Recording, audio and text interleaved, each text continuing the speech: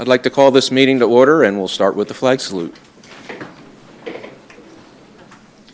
I pledge allegiance to the flag of the United States of America and to the republic for which it stands, one nation, under God, indivisible, with liberty and justice for all. Madam Secretary, would you do roll call, please? Mr. Anderson? Here. Mr. Jackson? Here. Mr. Kern? Here. Mr. McCucci? Mrs. Mitchell? Here. Mr. Achmanowitz? Here. Ms. Weed? Here. Mr. Diliberto? Here. And Mr. Klein. Here. Okay, a couple of announcements. First, there was an executive session prior to the meeting to discuss the personnel matter. This meeting is being recorded by the board secretary. I'd also like to make just a quick announcement before we get this meeting underway. It won't take long. However, of course, today's a very important day in history. It's the 75th anniversary of D-Day. And I put a few thoughts together that I'd like to share with everybody. Putting history in perspective is powerful and moving. Today, President Trump and President Macron of France celebrated and honored the surviving veterans of World War II that were active participants in D-Day and the battles that followed. They also honored the thousands of fallen Allied troops who began the liberation of Europe and the victory over the Nazi regime that was very strong, very dug in, and very ready for the fight. Put yourself in their shoes. You were 17 years old. You had volunteered only weeks earlier, a few weeks of basic training, and then you were shipped over to England where the D-Day staging took place. You had no cell phone to call home. There were no final goodbyes to your mom, your brother, your sister, your father, or your wife. The weather was so bad they delayed the invasion for one day from June 5th to the 6th. On the 6th, the weather was still terrible, but they went anyway. Can you imagine what that was like? I could go on about that, I won't. Just know that on this day, 75 years ago, tens of thousands of Allied men and women fought to change the course of World War II and to defend the concept of being free and preserving liberty for all. It wasn't just about winning this battle or winning World War II. It was about the right of the human race to be free of tyranny and evil. Thank God these Allied forces were as brave and courageous as they were that day. Had they folded in the face of Nazi Germany, I promise you all, the life we live today would be very, very different. History can be a good teacher. Thank you. Next, we go to the approval of the minutes. Do I have a motion to approve the minutes of the May 23rd, 2019 meeting of the Board of School Directors of the Quakertown Community School District? So moved. Mr. Anderson, second. Second. Mrs. Weed, discussion? All those in favor say aye. Aye. Opposed? Motion carries unanimously. That brings us to our first general public comment. Madam Secretary, has anybody signed up for comment? Mr. Harvey? Please state your name and area of residence, sir.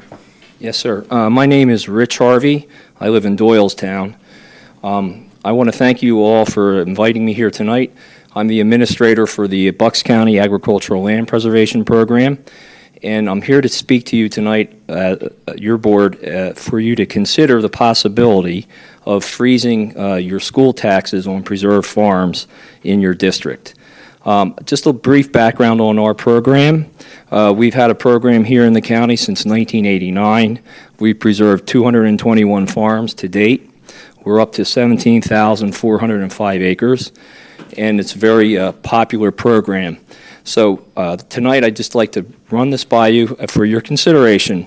So the vehicle that would allow you to do this would be Act 153, which was adopted by the Pennsylvania Commonwealth in 1996.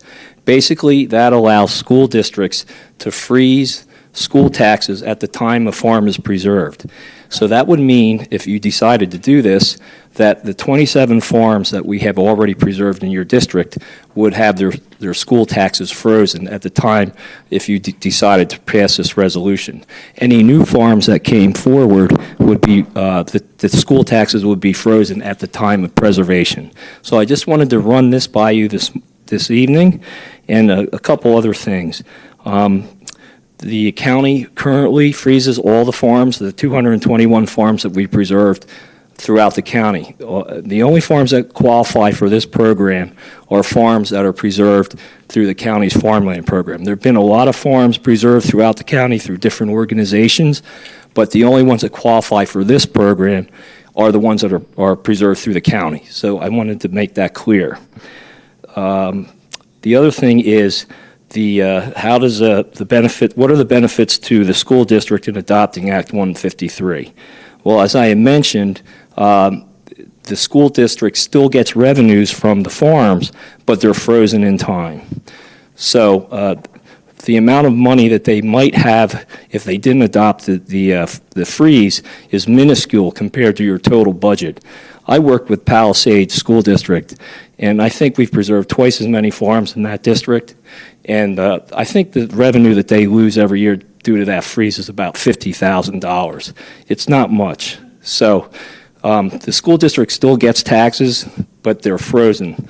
So it benefits the school district because a lot of the farms that we preserved, probably could go into subdivisions. And as everybody knows, that's a strain on school districts with the costs. The costs that they get, the revenue that they get don't equal the costs that they put out, especially with school districts. If they have to build new schools, it's really important. So it keeps costs down for the school district. It's an investment in your future. That amount that you're giving up is an investment in the future. It'll keep costs down if those subdivisions weren't built. It also preserves the rural character of Bucks County, especially up here in Upper Bucks County. I mean, we have most of our farms here in the county right now, so up here. So this is a really important thing for Upper Bucks County. All the farms are preserved in perpetuity, so there's no buybacks. All the farms that we preserved will be there forever, so they will never be bought back or anything like that. So that's something that's done in perpetuity. And how does Act 153 help the farmers? Well, it reduces the financial burdens on the farmers.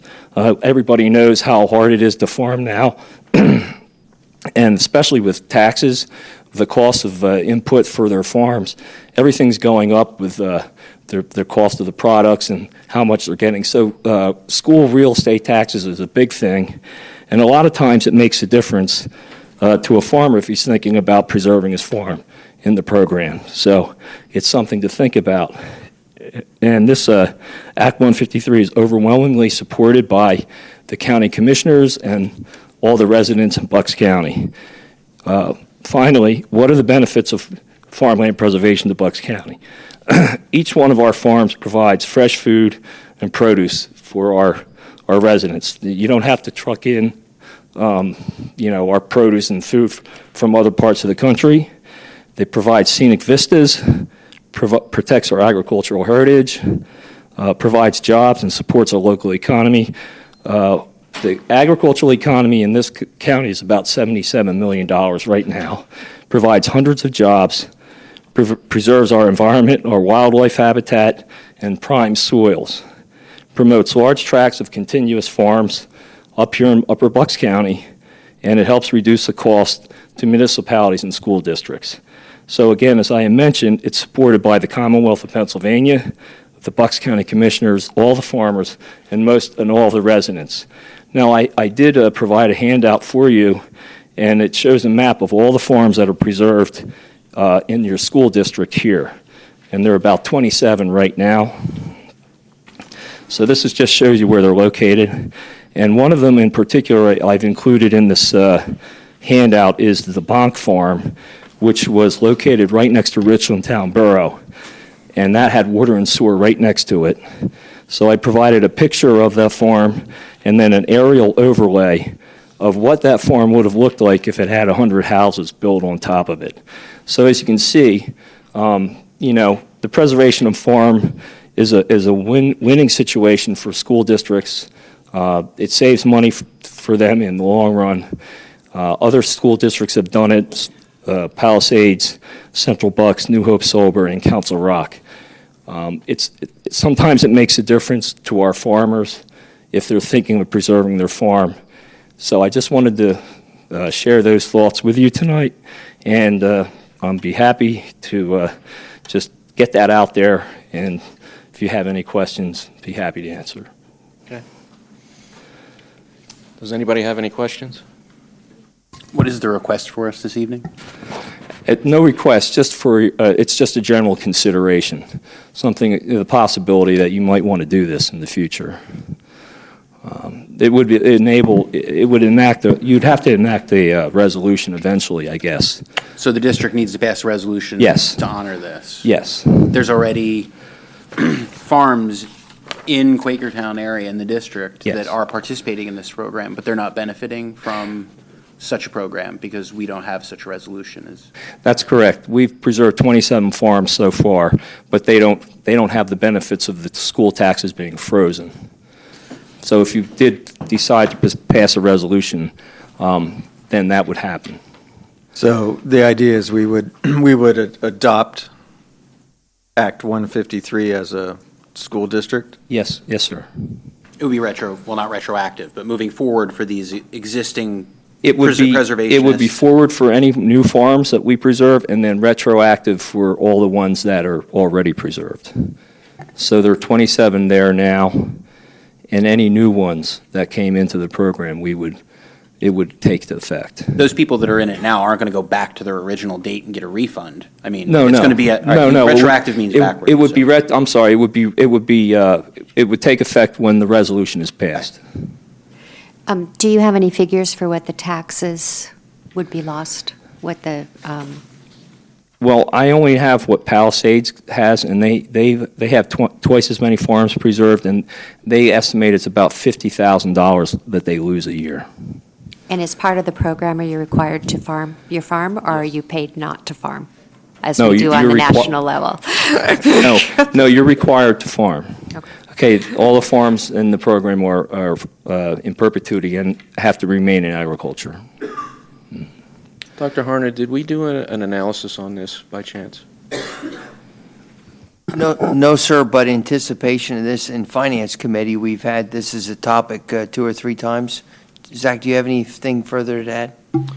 No, we did discuss it in finance. In preparation, we knew Mr. Harvey would be requesting to speak. I think my recommendation would be to kick it over to the Finance Committee to dive into so we understand exactly what the financial impact, pros and cons of this would be for our district, and then report back to the board as a whole Okay. Afterwards. Okay. So probably what it is, though, is we're not actually going to lose any money. We're just not going to get any more from said properties. Yeah. Right. Which, standing at the polls recently, you get a lot of people who are no kids in the district anymore. They've got farms, they're working for a living. And they give you an earful about our taxes, that's for damn sure. So, and some even said, well, can't you just freeze my taxes? So, Right. I didn't know you could. So thank you. It's only for the farms. Well, thank you very much for the opportunity. The thing is that if you were choosing to go down this path, it wouldn't be effective until your next school year, because you're going to be adopting a budget in your village now. So your resolution would be adopted between now and next May or June. Okay. Thank you, sir. Yeah, Thank you, Mr. Harvey. You're welcome. Thank you. Do we have anybody else signed up for public comment? Okay. Is there anybody that would like to speak at this time? Dr. Harner has something he would like to announce, please. Alan, have your family come on up. This is just an impromptu thing. I asked Alan to bring his family in. Alan Holly has been working back in the technology office. His wife, Ann, and son Nicholas. Son Nicholas. He's been working back here in the technology office, or that's where his desk is, but he spends all of his time out in buildings, or most of his time. In the summer months, he rebuilds all the Chromebooks and other computers as they get turned back in and get redistributed. But Alan's been working for us for 9 years. He's moving on down to join his brother-in-law, sister-in-law down in, their whole family's moving down to Virginia.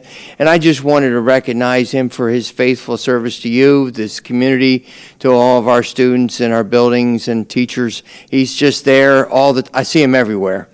And so I just wanted to recognize him and give him a shout out. You like to say something? I'd like to thank everybody for your kindness and patience. I just want to say that it's a wonderful school district here. I enjoyed my time here. You have excellent teachers, principals, a great board here that cares for the students, and it shows by the amount of stuff that I repair, you know. So I just want to say thank you. And I'll miss everybody here, and I'll miss working in this wonderful school district. And thank you. Thank you.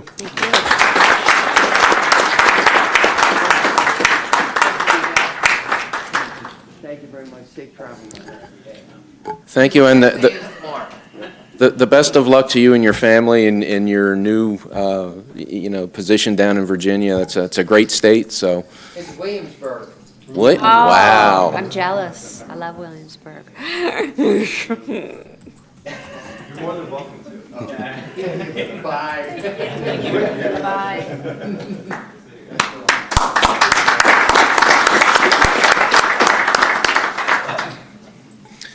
All right, next on the agenda is our student representative report, and tonight we're joined by, and I hope I pronounce this correctly, Melissa Nong. A little bit about you, if I may, because I have some things in front of me that people might like to know.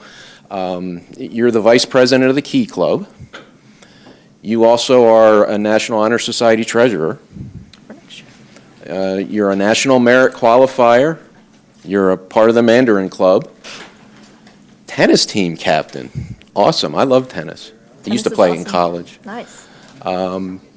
You teach piano. And here's the kicker. You took 6 AP courses this year? Wow. Wow. That's impressive. It's very impressive. Thanks. Okay, the floor is yours. All right. Hello. Thank you for having me here to represent the student body at the high school.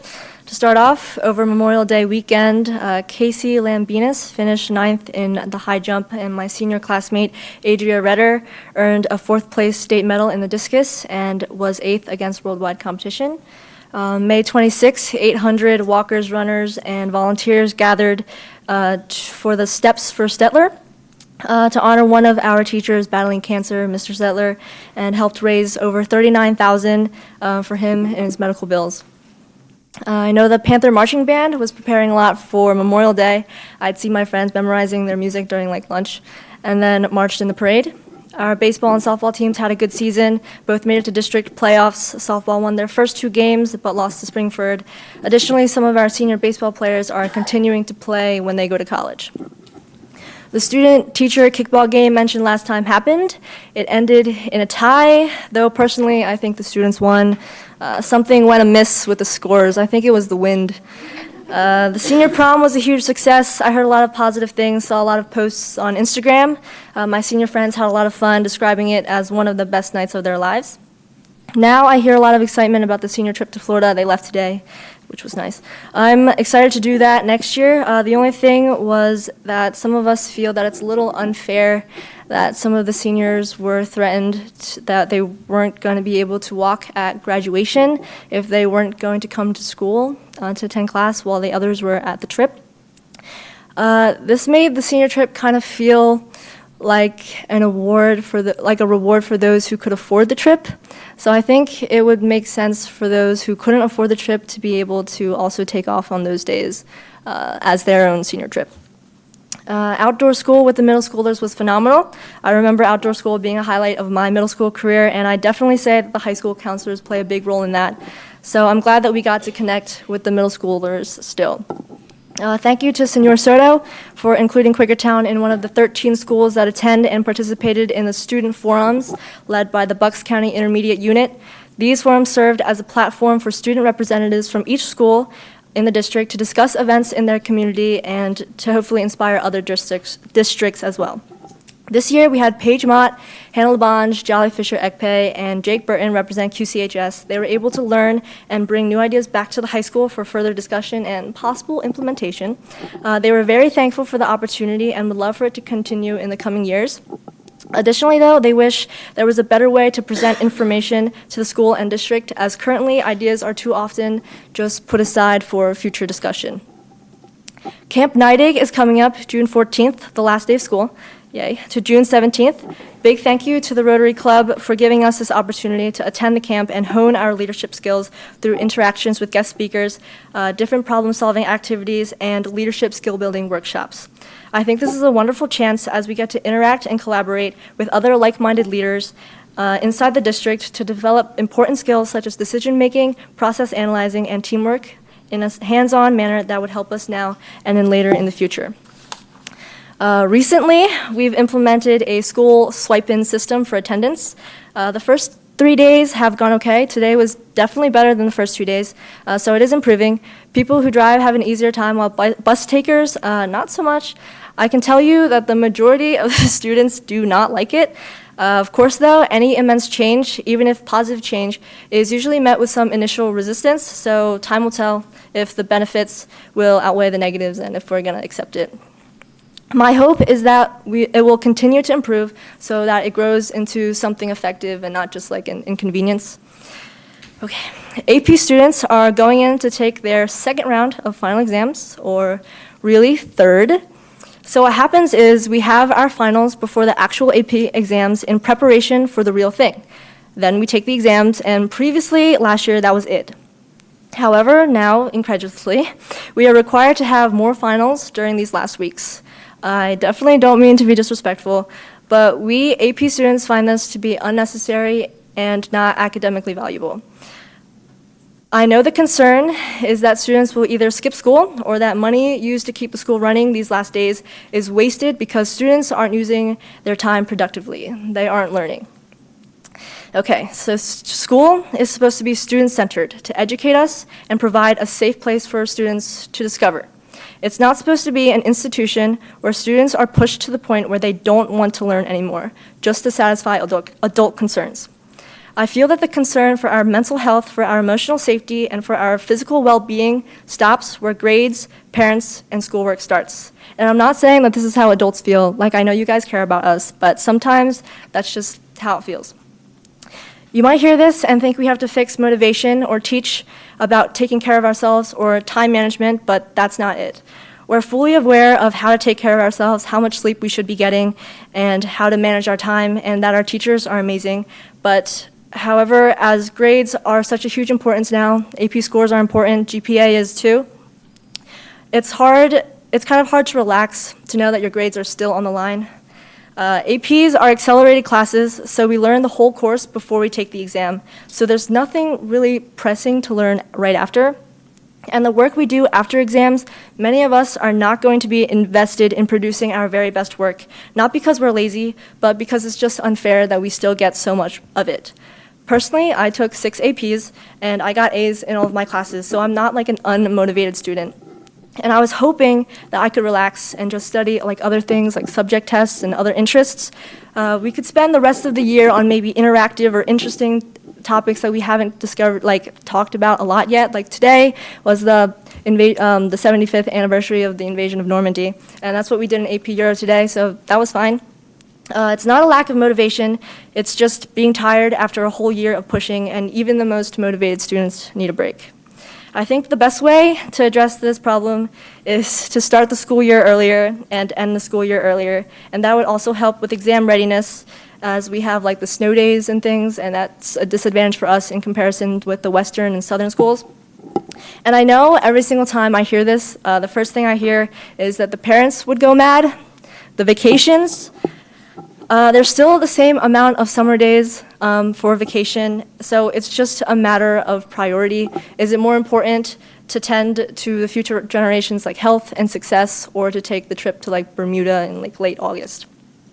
If we can't do that, at least don't require the AP students to take a third set of finals or like 100-point projects at the end of the year. Another concern is the excessive technology censorship. I understand it. We don't want students to search inappropriate things in class. However, the technology censorship definitely gets in the way sometimes. Websites useful for research get blocked because it's like maybe a blog. Like I know for Key Club, we have like a website that we use and it got blocked multiple times and then unblocked and then blocked again. And that was kind of an inconvenience. Or it contains a bad word. Like I remember for a debate, it was recent, about dominance in relationships. We were searching about power in same-sex relationships, but the search was blocked. We searched instead for same-gender relationships, and it worked. We found a way around that one, but sometimes you don't find a way around. And the level of website blocking has increased from when I was in middle school to now in high school, as if the trust level decreased from when I was 12 to now when I'm 17. Furthermore, I don't think it's beneficial for learning if we continue to block things. For example, in history class, if we're going to learn about war, if we're going to learn about genocide or other similarly heavy topics, if videos of these things are blocked from being shown in class or from like website discussions, I could be wrong, but I think some of these things are important in order to understand the gravity of it. It's important to hear other opinions and to post about opinions and to get feedback. We don't need protecting from horrible videos or blog posts. We need to see and read and learn about it in a safe environment. My last thing is about diversity. I really almost chickened out about saying anything about this because I didn't want to sound like I was playing victim. I was just an observer. I wasn't like part of it, but it was in my circle of friends. I'm not sure if people saw it, and I don't even know if what I saw was right, but with schedules coming out recently, it reminded my friends about this selection. I'm going to be vague about it because I don't want to point fingers, but many of my friends, and one in particularly, applied for this opportunity. She's a minority. She gets all A's. She has a near perfect attendance, is motivated and passionate about this opportunity. There are also males that applied for this too. All the people, save for one, around 12 to 28 then, were white and female. Some of them who got the position did not have all A's nor perfect attendance. I'm not trying to call any of them I'm not trying to, just to clarify, I'm not trying to badmouth any of them because I think that all of the people who applied for this opportunity deserved it because it showed, by applying, it already showed that they were invested in this opportunity, invested in their future. So in an ideal society, all of them would have been able to get the position, but it didn't happen. So. Obviously, grades and attendance shouldn't be deciding factors. However, I feel if someone is getting D's and another is getting A's, that should have played a role in the decision. The administrators who decide don't know the students and don't know their work ethic, whether they sleep in class, whether they bring their personal issues to class, whether if they're overly emotional in class, whether they procrastinate or not. So I feel that the teachers should then play a deciding factor in the initial stages of the selection because the teachers know the students. And if we want to give the lesser performing students the opportunity, then I definitely see the benefits in opening this opportunity to more people, maybe all the people who apply, possibly. I understand coming from me, it sounds biased as I'm a minority, but I'm just confused with what qualifies for such opportunities. Because if it was for level of achievement, then I think greater diversity was possible. Anyway, thank you for inviting me here. Thank you for listening to my somewhat radical ideas. I'm sorry I didn't really talk about vaping or those kind of issues. I didn't want to seem redundant, you know? So there's only so much radical for one night. Thank you to my friend Jolly for getting me here to sit in for him since he couldn't make it. So yeah, I hope that what I said had some value in it and some of it is considered. Thank you. Well, thank you very much for your report and for your insights. It's all interesting for us to hear, and it's all important. Thank you. Speaking of, let's talk a little bit about some of those things, if you don't mind. Do you have a minute? May I? Go ahead. I'm curious. There's a fee for the seniors to go on the senior trip? Mm-hmm. It's $1,400-ish. It was about $1,400. Yeah, $1,400. And those days of school where the students who paid to go on the trip, the other students did have to go and come into class. What? They had to come to school Yeah, those days. they had to come to class those days. And it's your opinion, and maybe the opinion of some others, Yes. that it feels like a tax. Yeah. a reward for those who could afford it, while others who couldn't just had to come to school.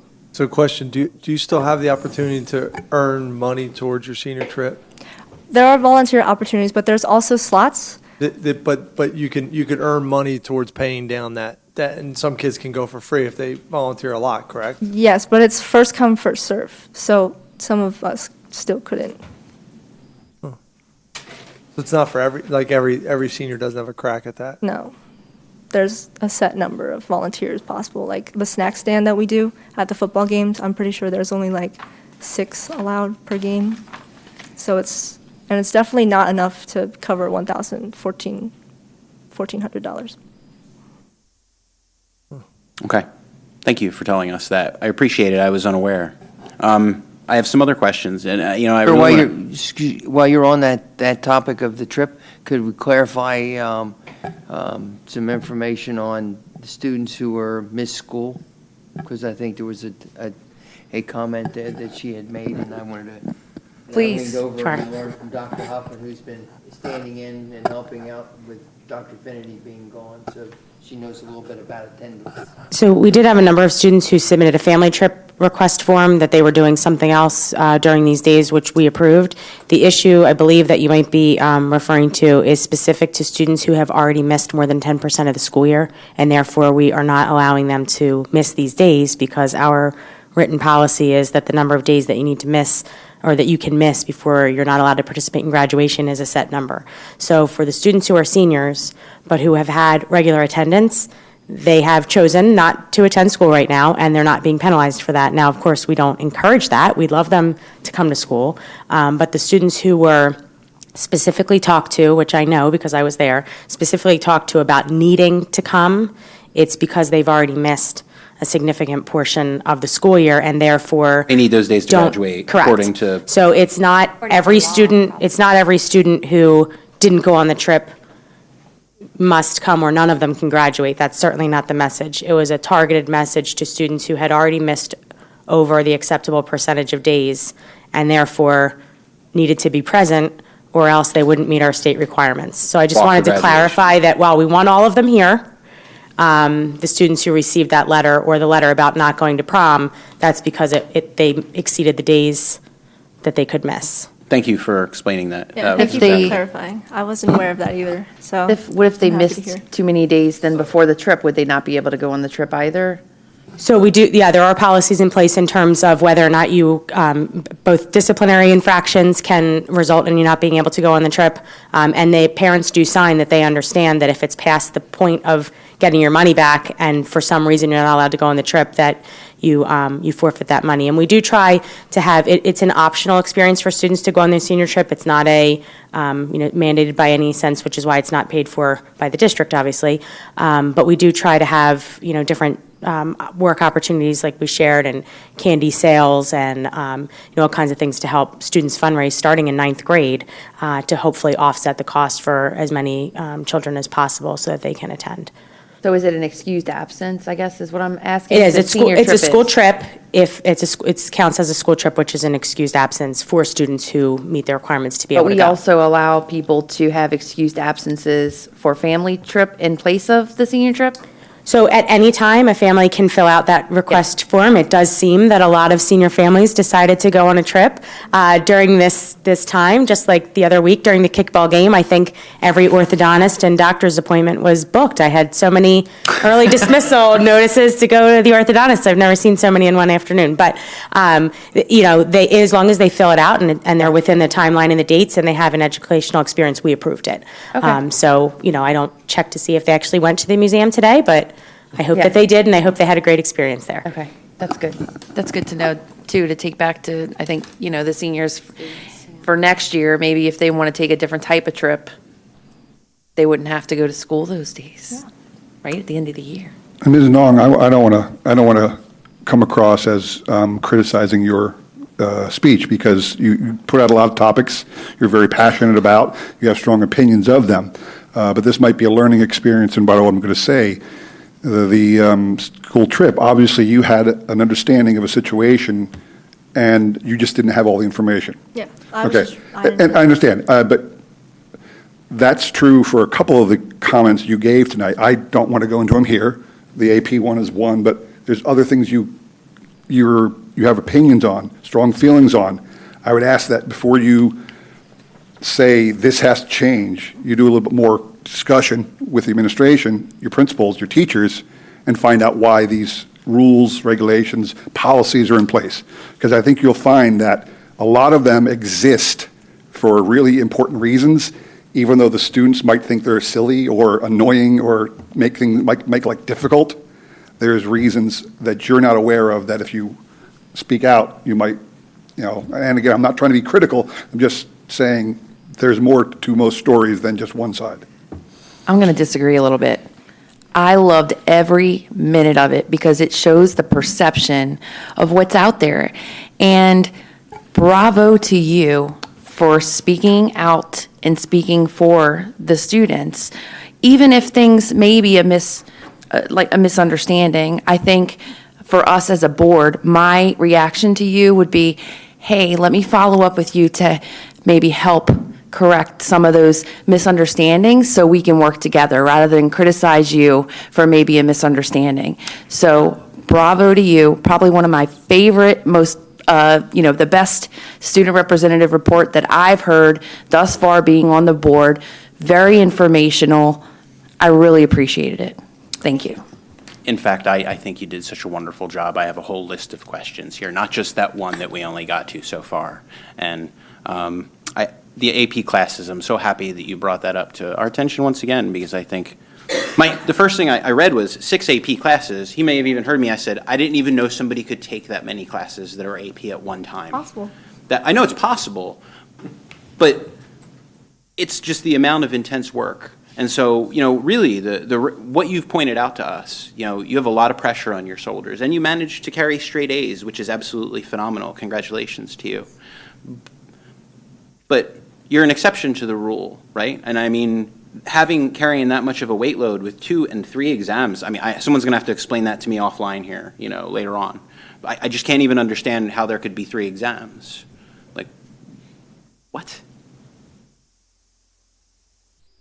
What? Why is there 3 exams for one class? You mean 3 finals? Oh, 3 finals. Right, No, we for one take- class. Yeah, so before the real AP exam that we take for like college credits for college to submit those scores to college, we have like an in-class final. For like that's our final The grade. report card yeah, grade our final versus grade the final. college yeah. transfer grade. Yeah. Gotcha. And then the third one is just, yeah. Well, thank you for your But patience. wait a minute, Why wait a is minute, wait a minute. I think we got to go back. I think we need some clarification, David, because I think you would find that actually you don't have to take the AP college one. That's a choice that a student would make. So if you wanted to, you cost your money, you apply, you pay, then you could take it. And if you pass it, then you get your college credits for it. But you don't have to take that. Okay. So it's an elective one. That's fair. So take that off the table. So now we're down to 2. So what's the difference in the other 2? Sure. So we have 2 things going on here with any AP class. One is that the AP class that's written by the College Board requires a certain curriculum and a certain standard for the students to perform if they choose to take that test because it's a national test. Then we have our obligation as a school district to meet state standards and requirements both for the curriculum that we offer and also for the diploma that you all sign and present to the students at the end of the year. So while we do our best to front load the content that's required for any AP exam or test prior to them taking the test, so that, I don't think that came out correctly, but we try to get the curriculum that's going to be on the test in front of them before that May date. So we front load everything. A couple of years ago, it was a request of the students to have the final exam when this first came out. It actually went through the Education Committee to make the final exam prior to the AP test as a practice. It's a formatted similar to what the students will see on the AP test. It's the same content. And the idea was to put that in front of them prior to taking the test so they would have some sort of practice. So we made that accommodation. However, the school board has voted for us to put final exams back into place at the high school, and they happen during a block of time, and every student is required to take one. Those final exams take a different look for most students. They have similar content. Some teachers choose to make them more project-based. Some teachers choose to select content that is covered from May until June so that they can put, some more information in front of the students. All of those exams have been vetted by our office to make sure that they then meet the requirements both of the board and of the state. So for some students who are in an AP class, they do often feel, and we hear a lot, that when the AP test is over, they feel like their year is done, and I can understand that because that's a big culminating event. But in terms of the school district business and the curriculum side of things, the school year goes until June 14th, and there's still content and important, things to talk about in the class from the first week of May until June. So we don't view those 6 weeks as lost instruction. We think it's a good opportunity to have further conversation. And for students who take multiple AP exams, it is a little bit of a struggle sometimes because they've been building to those first 2 weeks of May, and they sit for those exams, which are a half a day long. Most of them are at least 3 hours long. It's a very rigorous exam. And I can personally see why that would feel as though your year is done. But then we take the national exam part out of it and we go back to the school year calendar, and that's a valuable amount of time. If you think about the percentage of time students are in school, talking about 6 weeks more or 4 weeks, depending on when you take the test, we want to make sure that high-quality instruction is still happening during that time, and that would include a culminating exam. So I guess you could make the Plus, first one last thing, sir. exam optional. If you remember from your time in the Education Committee, the board heard from students that they didn't feel they were prepared for college because they didn't take final exams. And so I understand AP students are taking exams, but the board passed a policy back 2014, 2015 that required, and it came through from the Education Committee, Mr. Anderson, you were the chair, that said that every student has to take a final exam. So it started at this level for that third exam. Yeah, so we could would make it optional to take that first one. If you don't want to practice, you don't need to practice because that's on you. And then just take the one final. But I get it, you want to be done early. Too bad. So there's other things that I wanted to talk about, and I just want to thank you for bringing up other things like the diversity issue that you brought up. We probably don't have time to get into discussion at length about that, as we probably deserve to, as well as the excessive technology censorship. I think that's good for everybody to hear, especially the people on this board. Many things you brought up tonight we don't get to hear, so thank you. Congratulations. Thanks. You're welcome.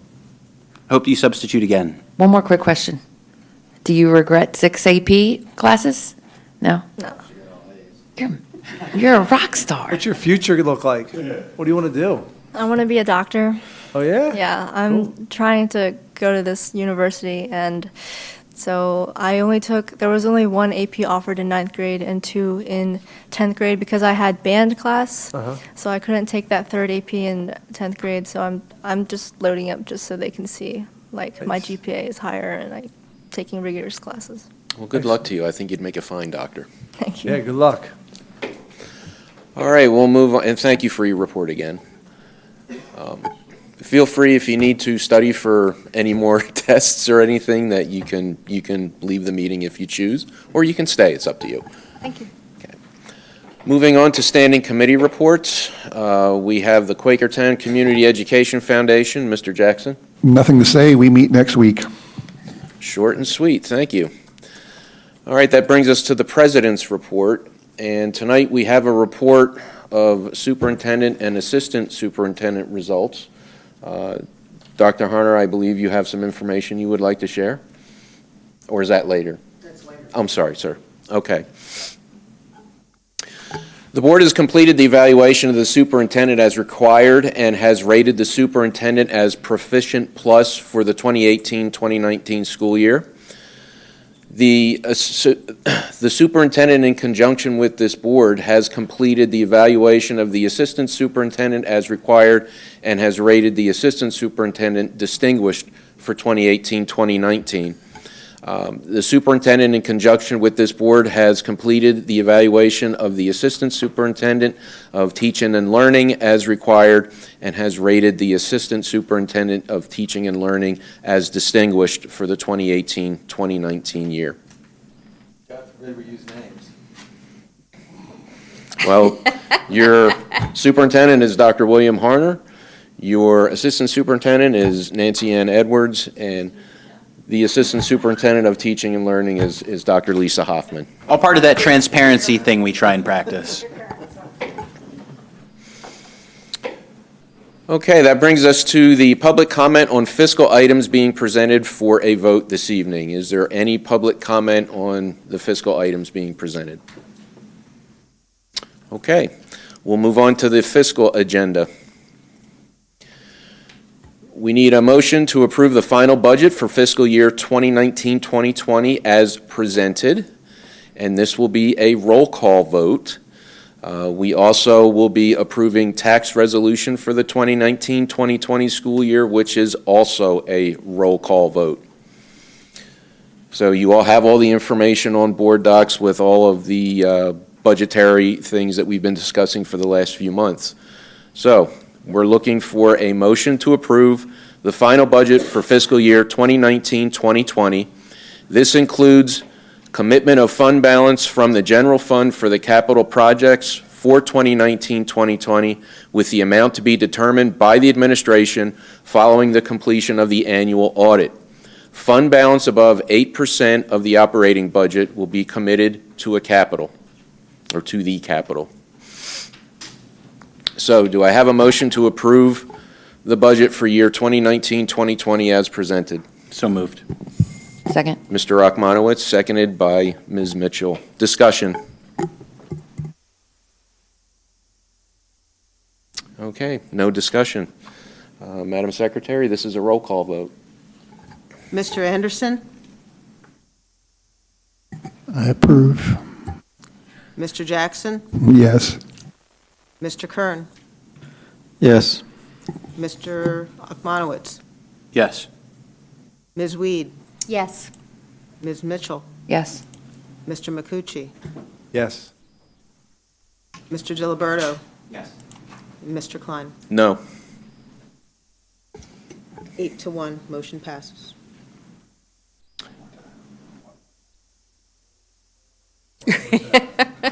Next is to approve the tax resolution for 2019-2020, which is in conjunction with the budget. Do I have a motion to approve the annual tax resolution for the year 2019-2020? So moved. Mr. Jackson, second. Second. Ms. Weed, discussion. Seeing no signs of discussion, Madam Secretary, this is also a roll call vote. Can we talk about this for a second? Hold on, I'm so sorry. Okay. I guess I'm a little unclear. Is this just a formality of the previous vote? Okay, thank you. Okay, I just wanted to make sure there was nothing I was missing in here. Tax increase. Okay, thank you. There's a lot of legal, anyway, go ahead. Mr. Anderson? Yes. Mr. Jackson? Yes. Mr. Kern? Yes. Mr. Akmanowitz? Yes. Ms. Weed? Yes. Mrs. Mitchell? Yes. Mr. Makucci? Yes. Mr. Diliberto? Yes. Mr. Klein? No. Motion passes 8-1. 8-1.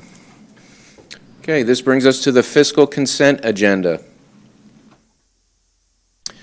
On the fiscal consent agenda tonight is to approve the contract with Advanced Protection Company for 2019-2020, approve the 2019-2020 cyber liability insurance policy, improve the 2019-2020 insurance package policy renewal, approve the 2019-2020 technology lease with Univest Capital, Inc.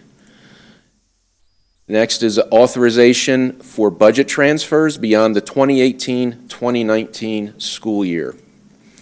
Do I have a motion to approve the fiscal consent agenda as presented? So moved. Mr. Rachmanowitz, second. Second. Mr. Jackson, discussion. I just had a question on the security services agreement, where it says number of agents per shift and location of agents. Is that just means, when it says to be determined, is that just dependent on the event? It's not like an open, okay. Yeah, so it's typically the athletic director would call them and arrange for certain levels of security guards, for lack of a better term, at the football game, basketball game, things of that nature. Yeah. Any other questions? All those in favor of the fiscal consent agenda, say aye. Aye. Opposed? The motion carries unanimously. Next is public comment on the facilities consent agenda. No public comment for the facilities consent agenda. On the facilities consent agenda, we have award the 6th Street sidewalk bid to M&C General Contractors, approve the Quakertown Borough Development Agreement for Niding Elementary School, approve the Declaration of Restrictions and Covenants for Niding Elementary School, approve Verizon easements for Niding Elementary School, and approve the 3-year planned maintenance agreement with Emergency System Service Company. Do I have a motion to approve the facilities consent agenda as presented? So moved. Mr. Anderson. Is there a second? Second. Okay, I'll give that to Mr. Rachmanowitz. Discussion. Are any of these items, well, I guess the first one, is the first one part of the $1 million improvements? Thank you. Yes. I mean, this isn't on the agenda, but how did the buildings fare with all the rain? Or was there, I heard there was leaks at Trum and the Strayer. Were those leaks year-round? Rob, would you answer? We had numerous leaks at Trum Irisville, which some of them were covered under warranty.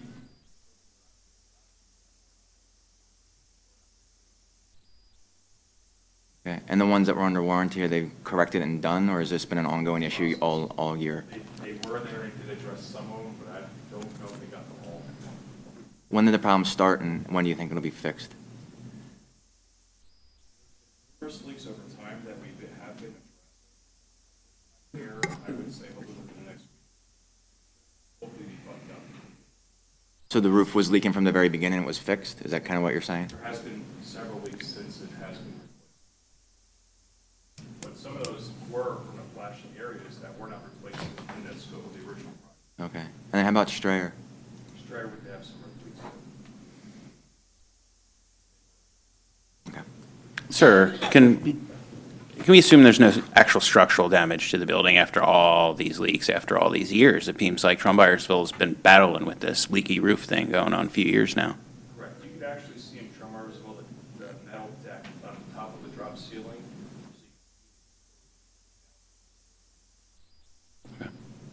Should we have realized that the flashing was an issue at the same time we realized that I was the roof gonna was an ask. issue? That's tough. That would be tough to determine. Getting into that, you're getting into the drive or stucco material that keeps the building together. And all that would be it. Yeah. The issue to me isn't the cost necessarily. The issue is the fact that we needed to fix the leaks. The roof was brought up as the problem that was leaking. If it turned out to be the flashing in addition to the leak, should we not have known that, and should it not have been brought to the board that the total cost was the roof and the flashing? We took the advice for Procom, which was the service that did deemed that they. So maybe to clarify, the original project at Trum Irisville, the leaks there had nothing to do with, they're two separate issues, I think is the easiest way to say that. They're two separate leaking issues. Was it the first time we've had that issue for the separate issue, I guess? And actually, some of the leaks are coming from roofs that were not replaced. We have a kitchen roof and we have a flat room area. Do we think it's the same issue with the actual design structure of the roof or something separate, entirely different? So we're not sure maybe, more to stay tuned, basically. Okay. Do we have to replace the roof if that wasn't really what was even leaking? Now, the area that they replaced, the general area is repair. I would say now the average, probably 9% of leaks are from flashing and or just.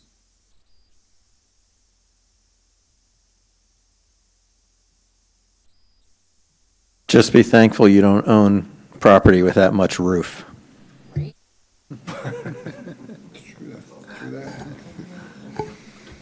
Any other questions or discussions? All those in favor of the facilities consent agenda, say aye. Aye. Opposed? Motion carries unanimously. This brings us to public comment on the human resources items being presented for a vote tonight. I see no public comment for the human resources. On the human resources consent agenda, we have appoint trustee to the Bucks and Montgomery County Healthcare Consortium, professional staff, support staff, summer maintenance, technology, substitute staff. Do I have a motion to accept the human resources consent agenda as presented? So moved. Ms. Mitchell, second. Second. Ms. Weed, discussion. Second. Yep. I already did, I'm Rod. sorry. I apologize. You were too busy talking. I was looking at something very intently. I was looking at something very. Are there drones on this? No. Okay, seeing no discussion. All those in favor of accepting the human resource consent agenda as presented, say aye. Aye. Opposed? Motion carries unanimously. This brings us to public comment on the Office of Teaching and Learning items being presented tonight for a vote. I see no requests for public comment. The Office of Teaching and Learning consent agenda is as follows. Approve contract with the College Board for the year 2019-2020. It's a short one. Do I have a motion to accept the Office of Teaching and Learning consent agenda as presented? So moved. Mr. Akmanowitz, do I have a second? Second. Mr. Jackson. Awesome. Discussion.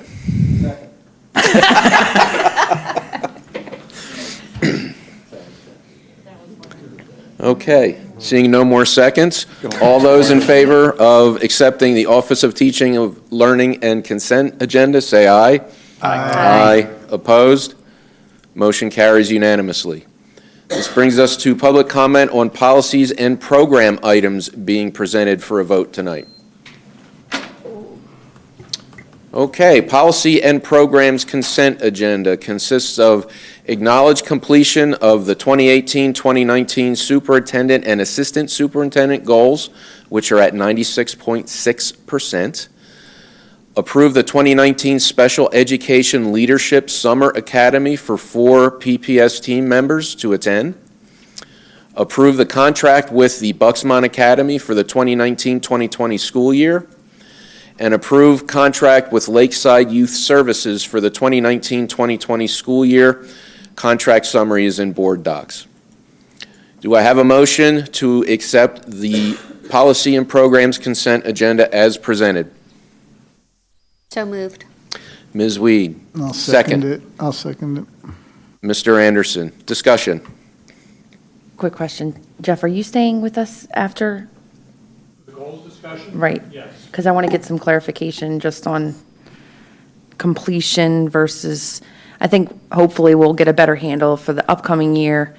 Some kind of method to measure performance based on not necessarily if it was completed, but was it completed well? Not to say that it wasn't, just some, I think, refinement of that protocol. Any other discussion? All those in favor of accepting the policy and programs consent agenda as presented, say aye. Aye. Aye. Opposed? Motion carries unanimously. Okay, this brings us to the board discussion for 2019-2020 district and superintendent goals.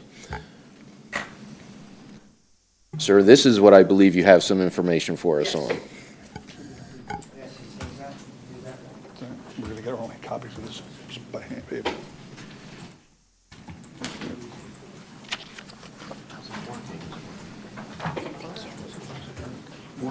For you or for Gary? Gary. Thank you. Thank you, sir.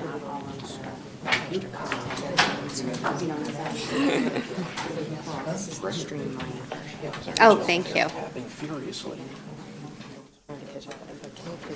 Thank you.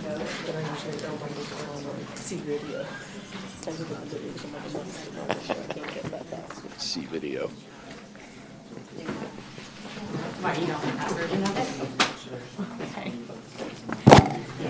Appropriate, but okay.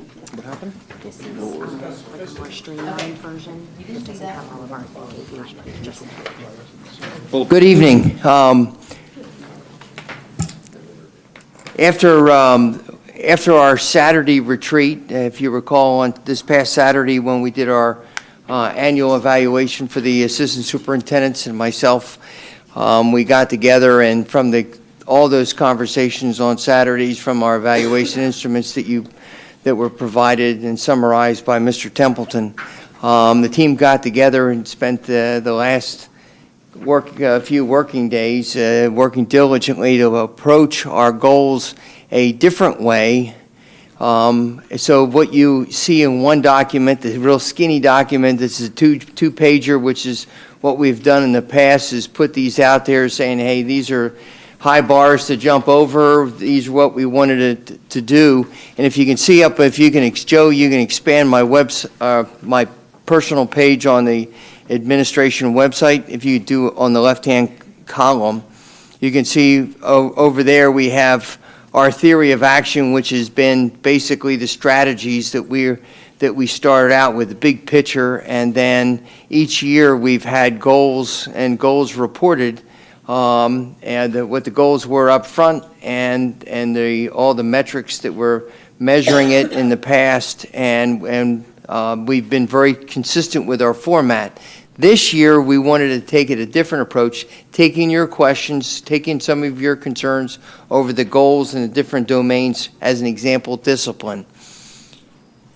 We talk about discipline quite a bit, and we're getting a lot of feedback on that, and we'll take you through that with asking you for some specific questions. So what we know across, we have 5 domains here, major goal areas. We've added making culture the big word, the common word across almost all of our domains, and with very specific strategies to accomplish those, and supported by best practice in our research. We have the what's, the whys, and we figure out with best practice what the hows are. We also have, on an annual basis, involved the community to create a culture of community involvement. And we've talked about it briefly on Saturday, about the annual parent committees that we've had. We've had one every year, and we will continue to have that this year. At least our recommendation is on that, to look at start times. That is the high school start times is a very popular topic across the state. The state legislature and the governor signed a bill last summer, establishing a committee. Dr. Hoffman down at the IU is a member of that committee. But across the superintendents, probably every third month we've talked about it, start times and seeing who's doing what to whom, because it impacts, well, one district does, the other district, it'll impact the other districts. Excuse me. So, without further ado, the keeper of the goals and keeping us on track to reporting out for the last 5 years has been Ms. Edwards. So I'll ask her to take us through the different goals, the strategies, and we have questions that you've asked us, and we've put them in there with as highlights, so we can have that help bring back the focus of what your previous comments have been. Ms. Edwards. Good evening. As Dr. Harner explained, we tried to lay out the goals a little differently to capture a lot of the feedback that you provided in the board retreat and different questions and feedback that we've heard throughout the year, so it wasn't limited to what we heard on that one day. A couple of, I guess, themes or things I would say about the goals. There is some continuity in them, meaning that there's a lot of things that we have been working on, and each year we do the next iteration of. And we haven't heard a desire like to radically change direction or to stop having data teams or, things like that. So some of the goals, especially around the academic program and teaching and learning and our work on improving instruction, those things have some continuity in the way the goals are laid out. One difference we did pull out, so we have the first section is culture for teaching and learning that really focuses on instruction. And then we did pull out, and this came out of, I think it was Mr. Achmanowicz's suggestion or comment about having a section that focuses on more of the social and emotional aspects. And I believe the language that you had used was a culture of service, respect, and diversity. And so we pulled the things that were related to that into a different section. And we'll go through in a little more detail so there can, all of your questions, discussion questions can be talked about to the extent you want to do that. The academic program goals are similar. There are a couple new things in there, but they're largely similar. The culture of safety, security, and wellness, all of what is in that section derives from the Community Safety Committee's report, except for one item. And when we get to that section, you'll notice that we explicitly talk about student wellness in that section of the goals. And so one of the questions that we have to ask you or that we had as a discussion question is that consistent with the board's philosophy of having student wellness and mental health incorporated into our safety work? It certainly is a critical component of that, which is what our parent committee discovered. And then there's an operations goal at the end. So I'm not sure how you want to approach the discussion. We tried in here to be informative because, I didn't start out in education, and I've noticed that over the years that I am just as good at using jargon that nobody understands but educators as many of the educators, so that has rubbed off. But we tried to provide more insight so that you can sort of see what we're thinking and what we mean by the different goal or strategies that we have listed, and why we think they're important, and then to capture your questions. So I guess I would invite you, if we start with the culture for teaching and learning, there's a couple sets of questions that you might have or questions that we have heard, and I would invite anyone to ask those questions or engage in discussion on those topics, or ask any questions about the goals. Could you explain tiers, the meaning of the word tier, as used here, not as in used in English? As used in... Tier 2 and 3, learning needs. Okay. Dr. Hoffman, do you want to... I can answer that, but I think that your answer would be more comprehensive. Because I'm sure you would also do just fine. So the tiered model really focuses on tier 1 being high quality classroom instruction, so that's for everyone. And that can be, in this case, we're talking more about academic, but it can also be behavioral. So whatever supports we're providing to the largest body of students would be tier 1. That's where our focus is. When students require more specific intervention, again, either academically or behaviorally, then we would be using data to make those recommendations for them to get a next level of support, which would be tier 2. And that could look different for different students. It might be a more supportive environment. It might be meeting with a specialist to kind of fill some gaps, or academically, socially, or behaviorally, it could be meeting with a counselor, things like that. And then you think about it like a pyramid, then we have some students who would require even further supports or interventions, and so that would become tier 3. Right now, we don't have that real pyramid-looking process working in most of our buildings because of some changes over the years. And so what we've tried to do for next year and incorporate in the goals is make a purposeful time in the day to address interventions with students, but then also make sure that the teachers have and the buildings have those supports, because you can't just add time to the day and not have a person there to support these students, or have a data meeting that would drive knowing which students need support at which time, because the only way that this works is if it's an individualized approach. You can't have a student be in tier 2 forever. They would be tier 2 for the skill that they need addressed or for the behavior that they're having, and then we would help them back through tier 1 again. And then maybe it's a different, think about it maybe in math. If you're learning about fractions and that's a struggle for you, we would want to move you to a smaller, more supportive group to help you through fractions.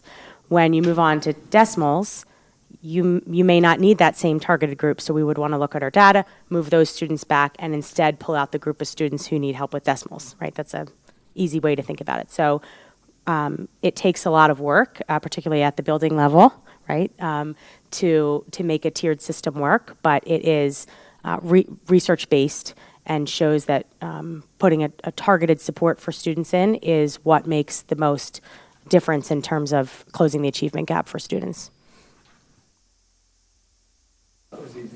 Was that easy? Yeah. It represents a little bit of a change for us. I think we, in working with our buildings and principals and teachers, and there, I think really was a sense that we didn't have time built in or enough structures in place for tier 2 and 3 interventions.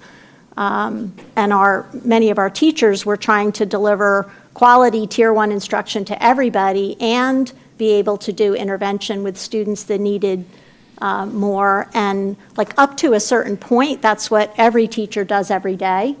But past that point, we still weren't providing the time or the resources or the structures for them to be able to do that effectively. So this is I think this kind of, there's a couple other of our goals that sort of all tie together with this, but it's in response to seeing that we really didn't think we were providing adequate time at the elementary level, or a system that was allowing kids who needed more support to get the attention they needed.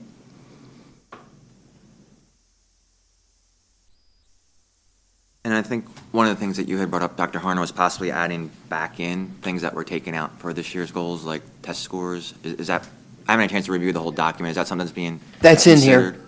That's Okay. in here. Accountability system reporting back to the board. Well, I thought it was like, I know one of the things we had talked about at the retreat was the college readiness, Mr. Mitchell, that we were talking about. You talking about the metrics? Mm-hmm. The metrics right here are not in this report, but they have in the system of metrics we have.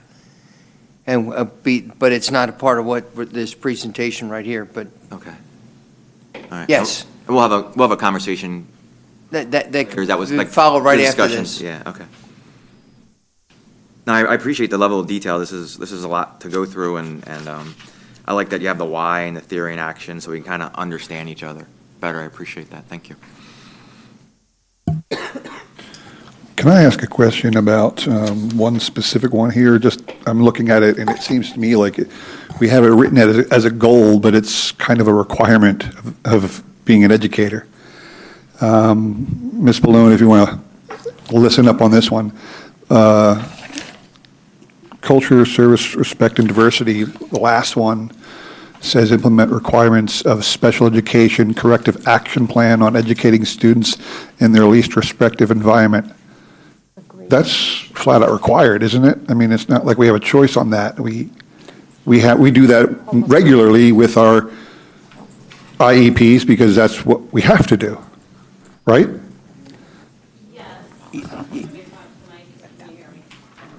Dick, why don't you come on up here for a second, please?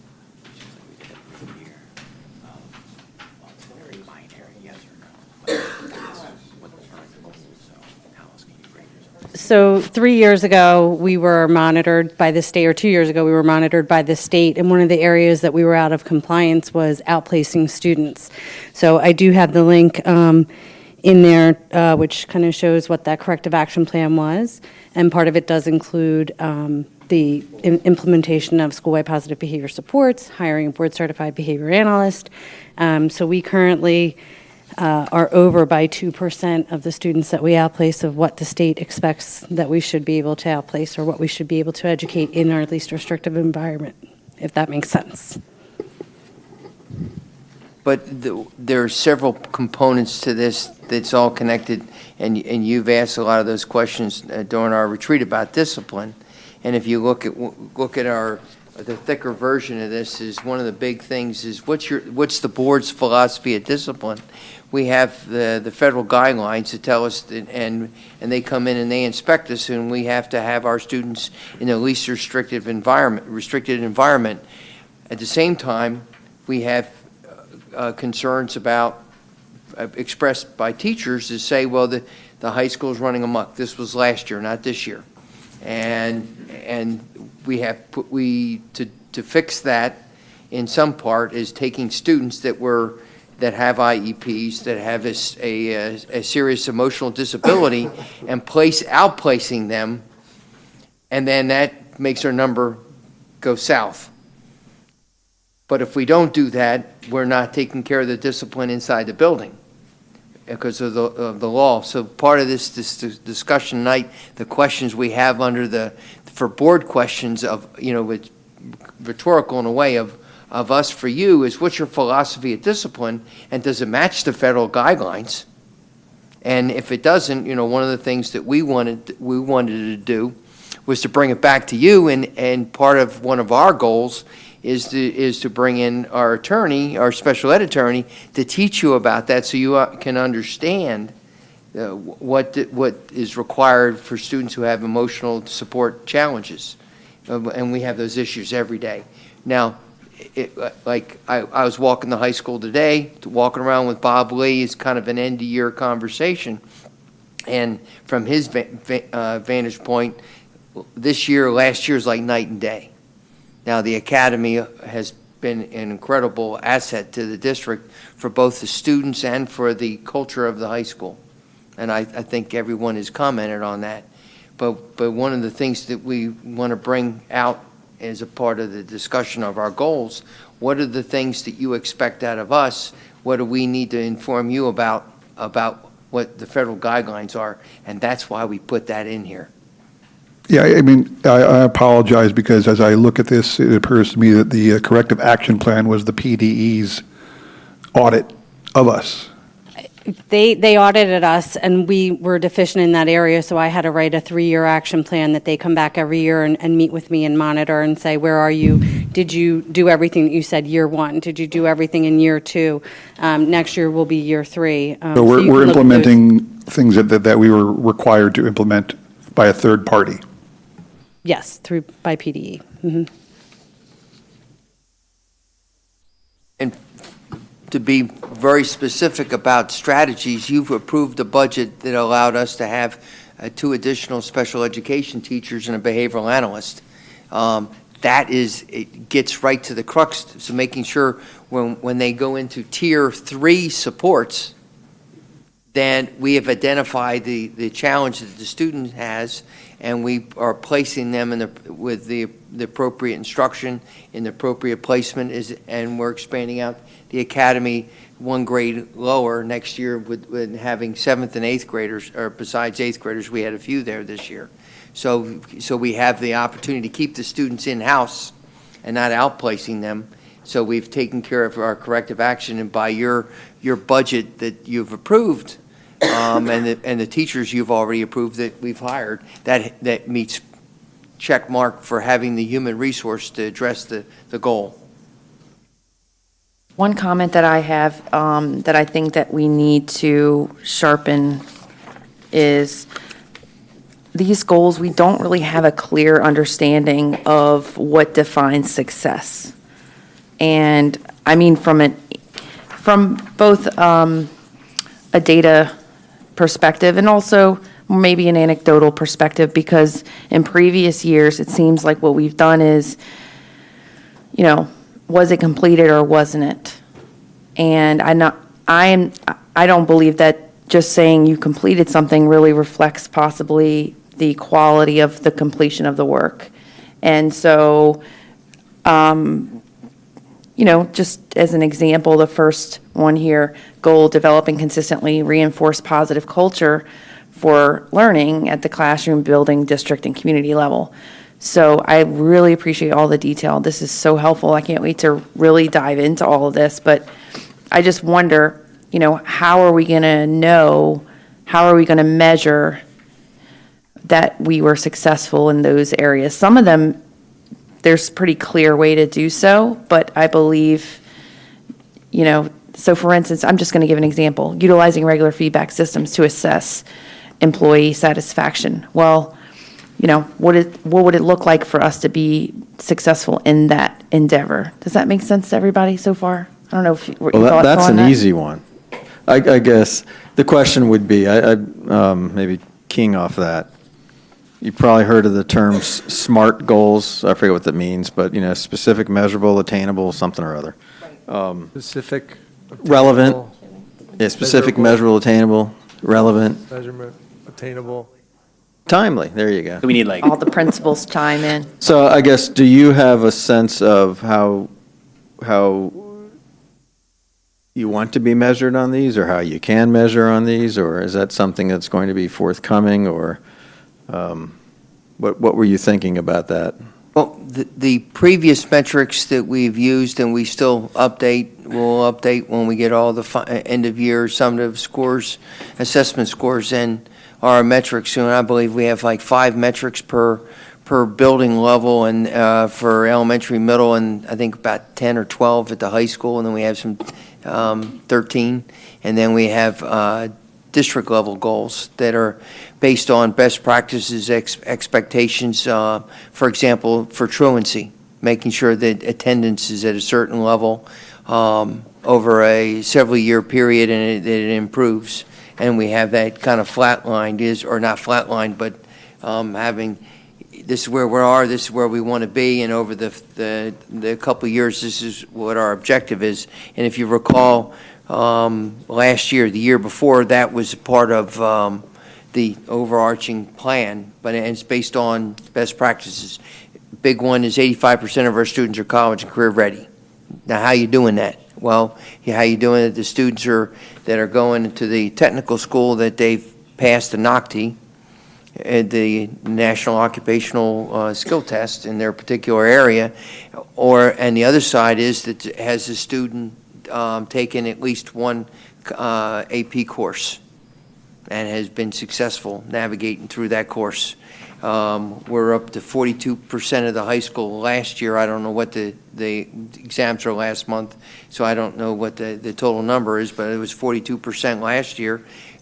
Taking the college course, 34% passing the AP course, and then we had like an 86% pass rate on the NOCTI exam of our students. So is there a way to tie those back to these categories?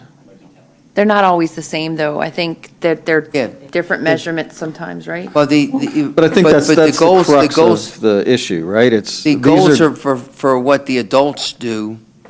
The metrics are the outcomes of those and our success as a district. I guess what I'm trying to do is set us up for success and not ambiguity, and make sure Kaylin's issues are addressed, and make sure we understand that, if our goal is to get to, Columbus, Ohio, and we've got all these tactics and strategies to get there, how do we measure it? Well, I don't know, look at your GPS. Are you in Columbus yet or not?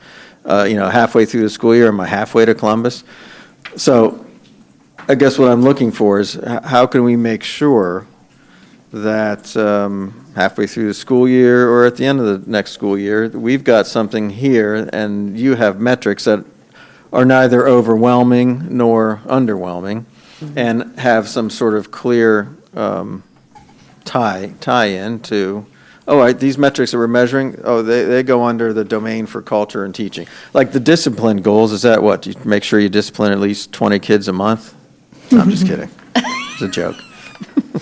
But you know what I'm saying? Like, how do you, operations and finance, that's probably pretty cut and dry. You might have goals to say we didn't overrun budgets, or we did. So I guess, just to preclude any sort of Monday morning quarterbacking, is there something that we can do to tighten up or make things measurable? One of the things Dr. Harner did say a second ago is that the goals are for the adults and the matrix are the kids, right? Okay, so these goals in front of us, if you look at them, it's a list, to Kaylin, to your question, these are all a list of actions that the administration is going to take. I'm looking at number 1 here now, all A through F.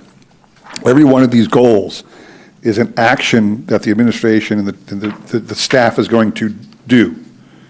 And how do we measure it? The simple answer would be, well, we'd see if the percentage of students meeting X, Y, and Z is going up or down or something like that.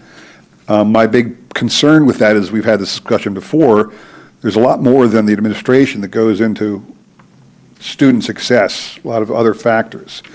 These goals, as I see them, are measurable in whether or not they took the actions to implement these procedures, regardless of outcome, almost. I don't want to say I'm reading that wrong. Am I reading that wrong? Regardless of outcome, you can show that you've implemented these goals and say you've met the goal. Well, not all of these. I think that to Kaylin's point, though, I think that there's a difference between implementing something to check a box and implementing something to be successful. And I think that's really what we're trying to decide, right? That's my impression, because, you could get to Ohio on a horse and buggy. You could fly in a jet. You can drive in a car. There's all kinds of ways of getting there. I mean, how you define success would be what you're trying to do in between getting to Ohio. And so I think that trying to figure that out is really with some clear, non-simple check marks. Like, how do we know? So where are we at? For me, it would be, we have employee satisfaction scores of 70%. So then the metric is, well, we want to increase that to 75 or 77, or pick one of those things out of an employee set that you want to work on, right? I don't know whether it's leadership, visibility in the building, accessibility, I don't know. And then the next time you test for that number would theoretically go up, and that would be. Well, let's use Ms. Mitchell's earlier example of letter F under culture of teaching and learning, which is utilizing regular feedback systems to assess employee satisfaction.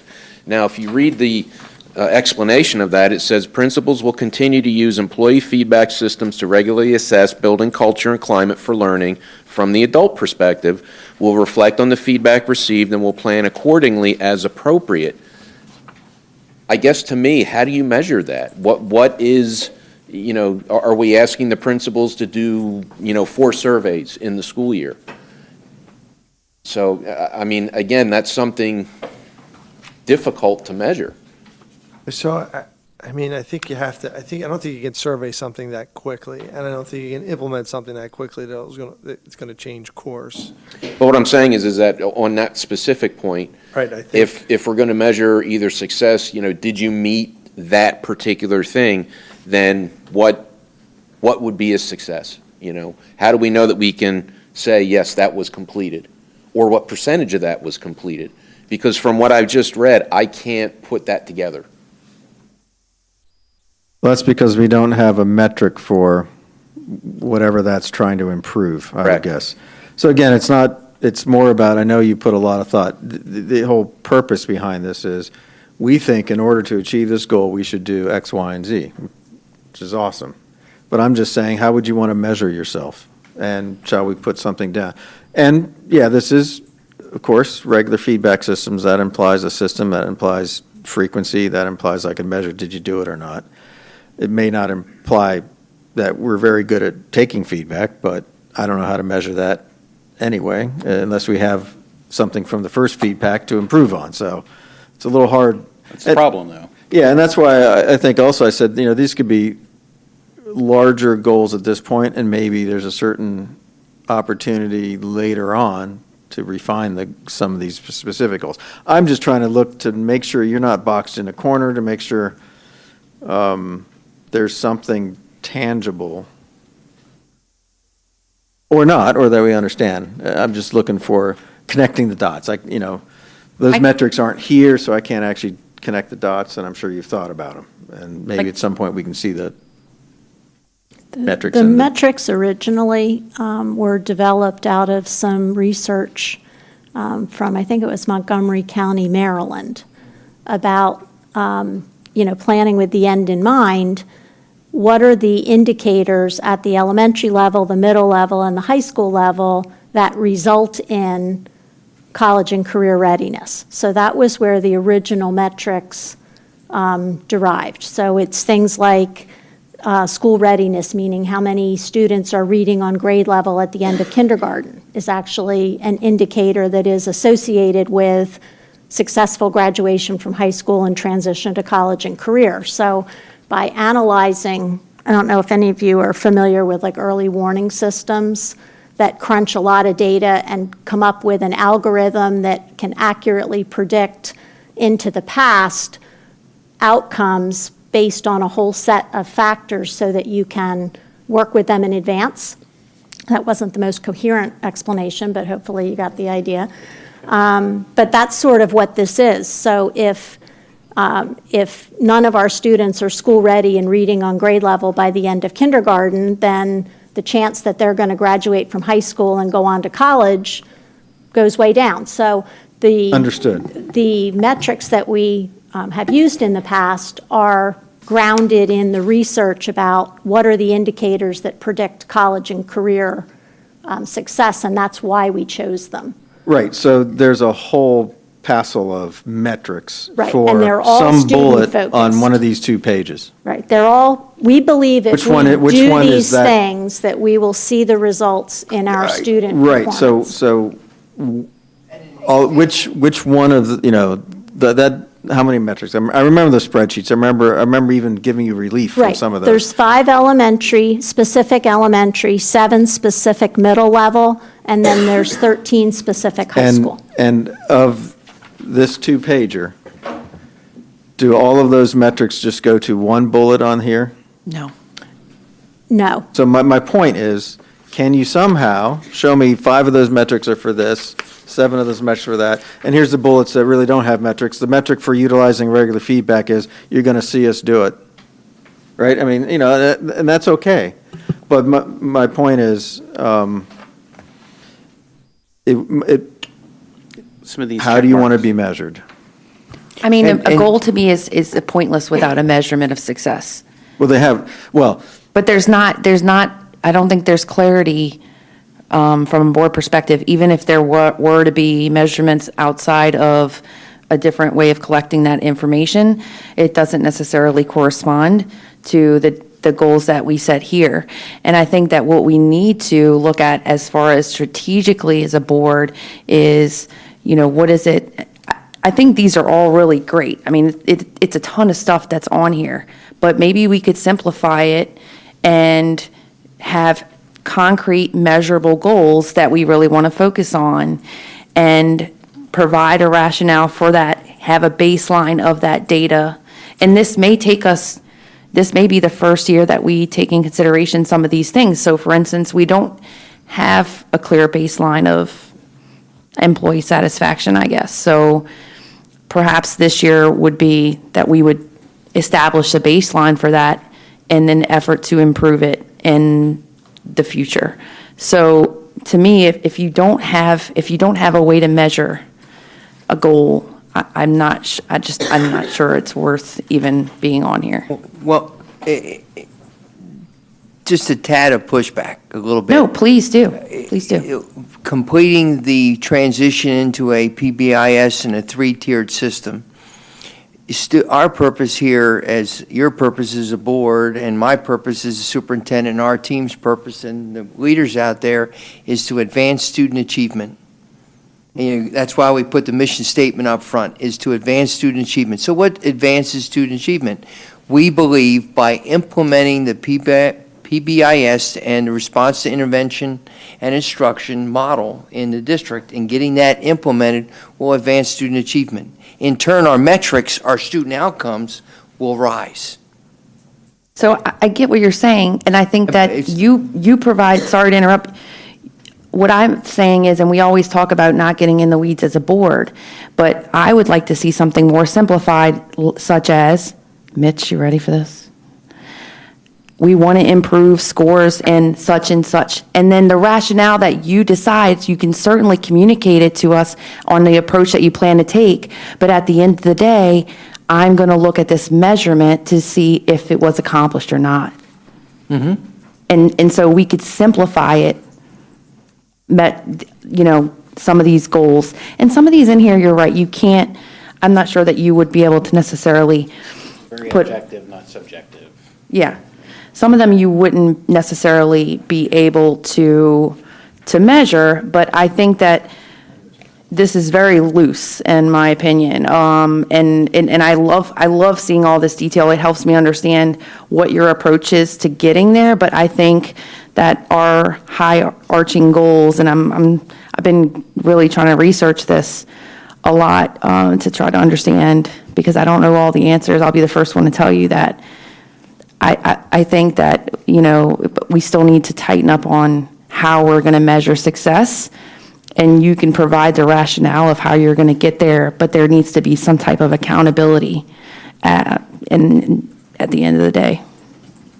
But I think, yeah, so, I mean, I think one of the things, we know that there were certain things that we talked about as a board, struggling with middle school math scores were one of the things. So you implemented some changes then, and we would expect that number to go up, right? So theoretically. Those would be, we will improve math scores by whatever. And I think that the attainable number is not the far-fetched one. So I don't know, where are we at with college and career readiness? We always quote 85%. Where are we at? We don't have this year's metrics until the summer. Yeah. But, all right, well, what were we last year? What was it last year? What was it last year? 30% or so. What was it? About 30%. So I guess the question is, if you set a goal, can we increase that by 3%? And then, implement systems and things to increase that. Or even look at trends, right, for a 5-year period and say, and you probably understand what that's like in sales, because I've been there too, is what is your 5-year average, and you're going to increase it 3% on the 5-year average. So that makes it even more attainable. I'm just throwing it out there, but so that you look at historicals as well. And other districts as a reference, of course. Not just some goals we want arbitrarily, like 75% by 2 years from now, that wouldn't be doable. Then a miracle happens. Or we could set it 75%. I think that the smart phrase is that they're obtainable, right? That we're not setting some far-fetched. And one of them, we have some stuff in language in here with regards to things that we have to do IEP-wise and stuff.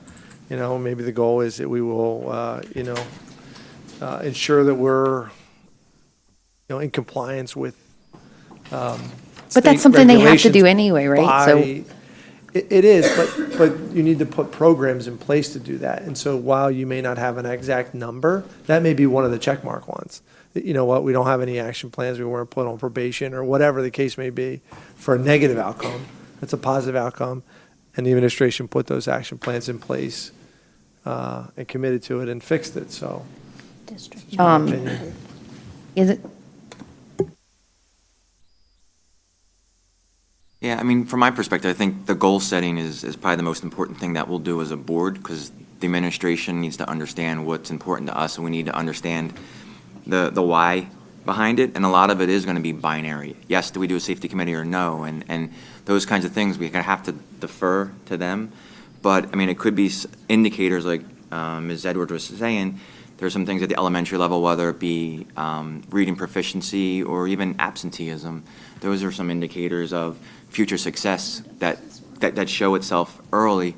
And maybe those kinds of things are things that we could talk about, maybe put in a number to it and saying, hey, we'd like to decrease student absenteeism by building, by grade, by 2%, or something that we can understand, because our perspective is so much different than your perspective. It's just the nature of the world you guys live in that we just have to understand better as a board, so we can kind of come together and have easier discussions throughout the year, because we understand what's important to both of us. That's exactly what, go ahead, sorry. Oh, I was going to ask, what's the percentage of the graduation rate in our high school?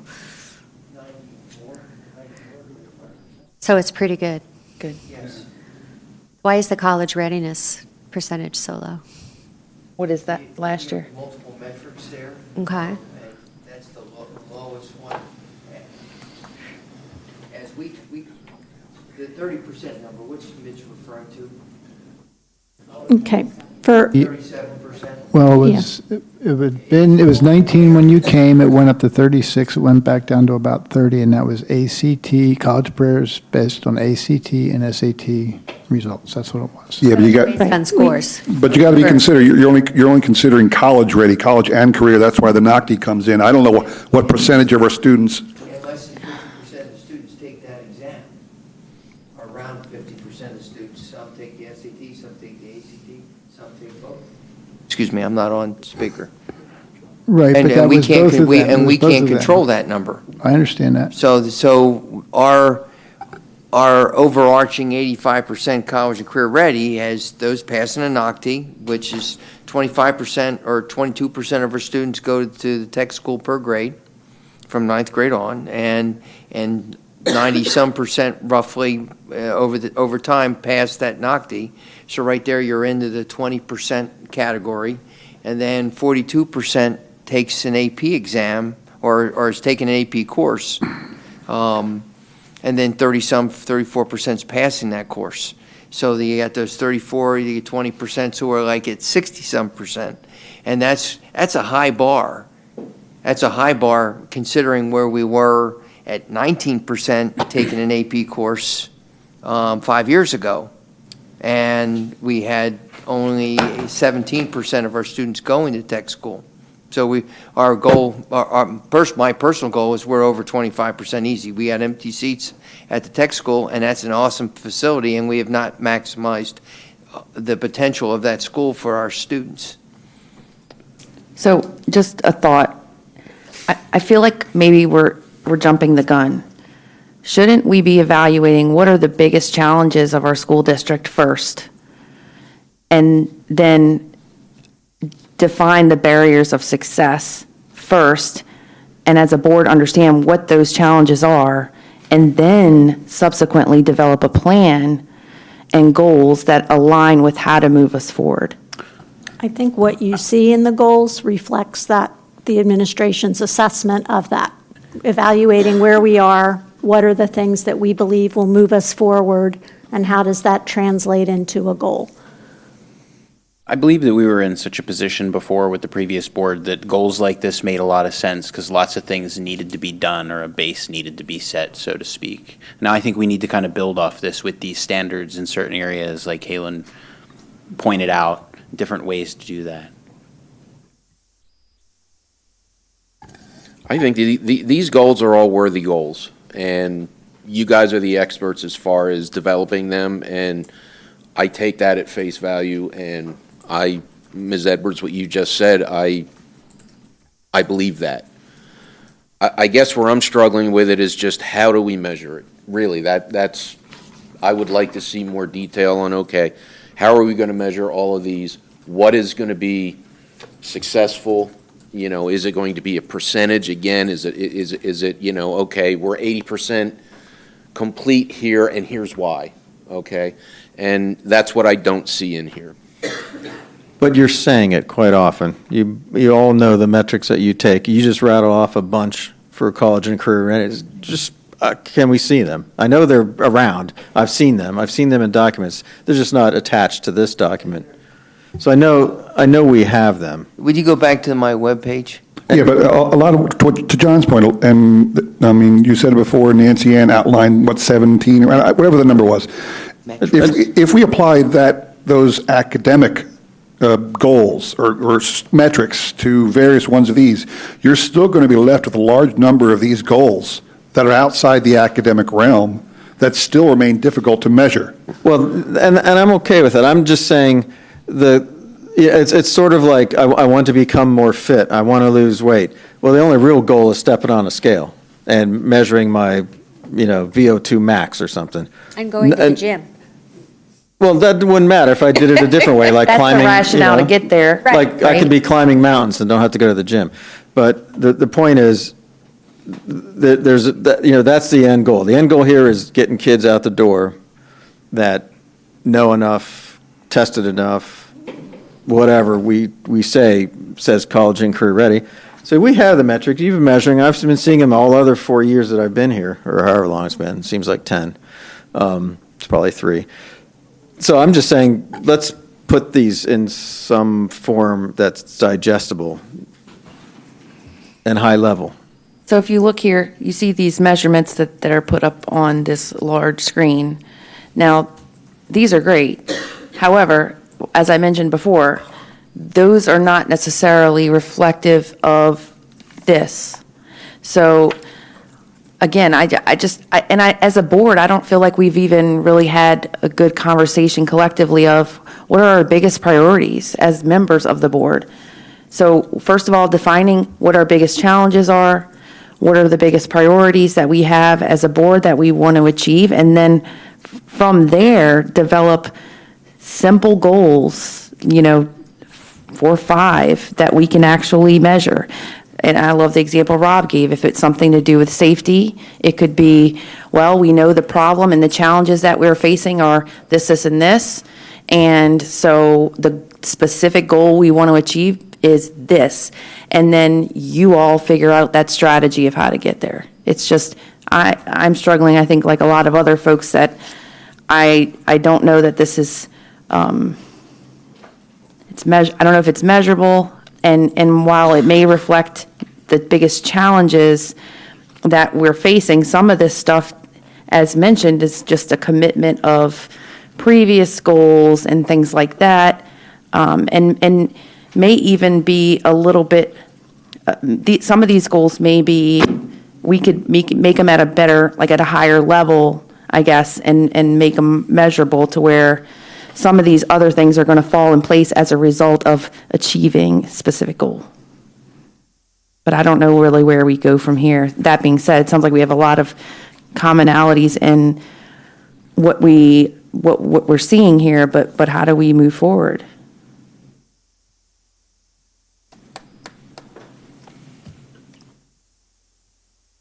Open for ideas.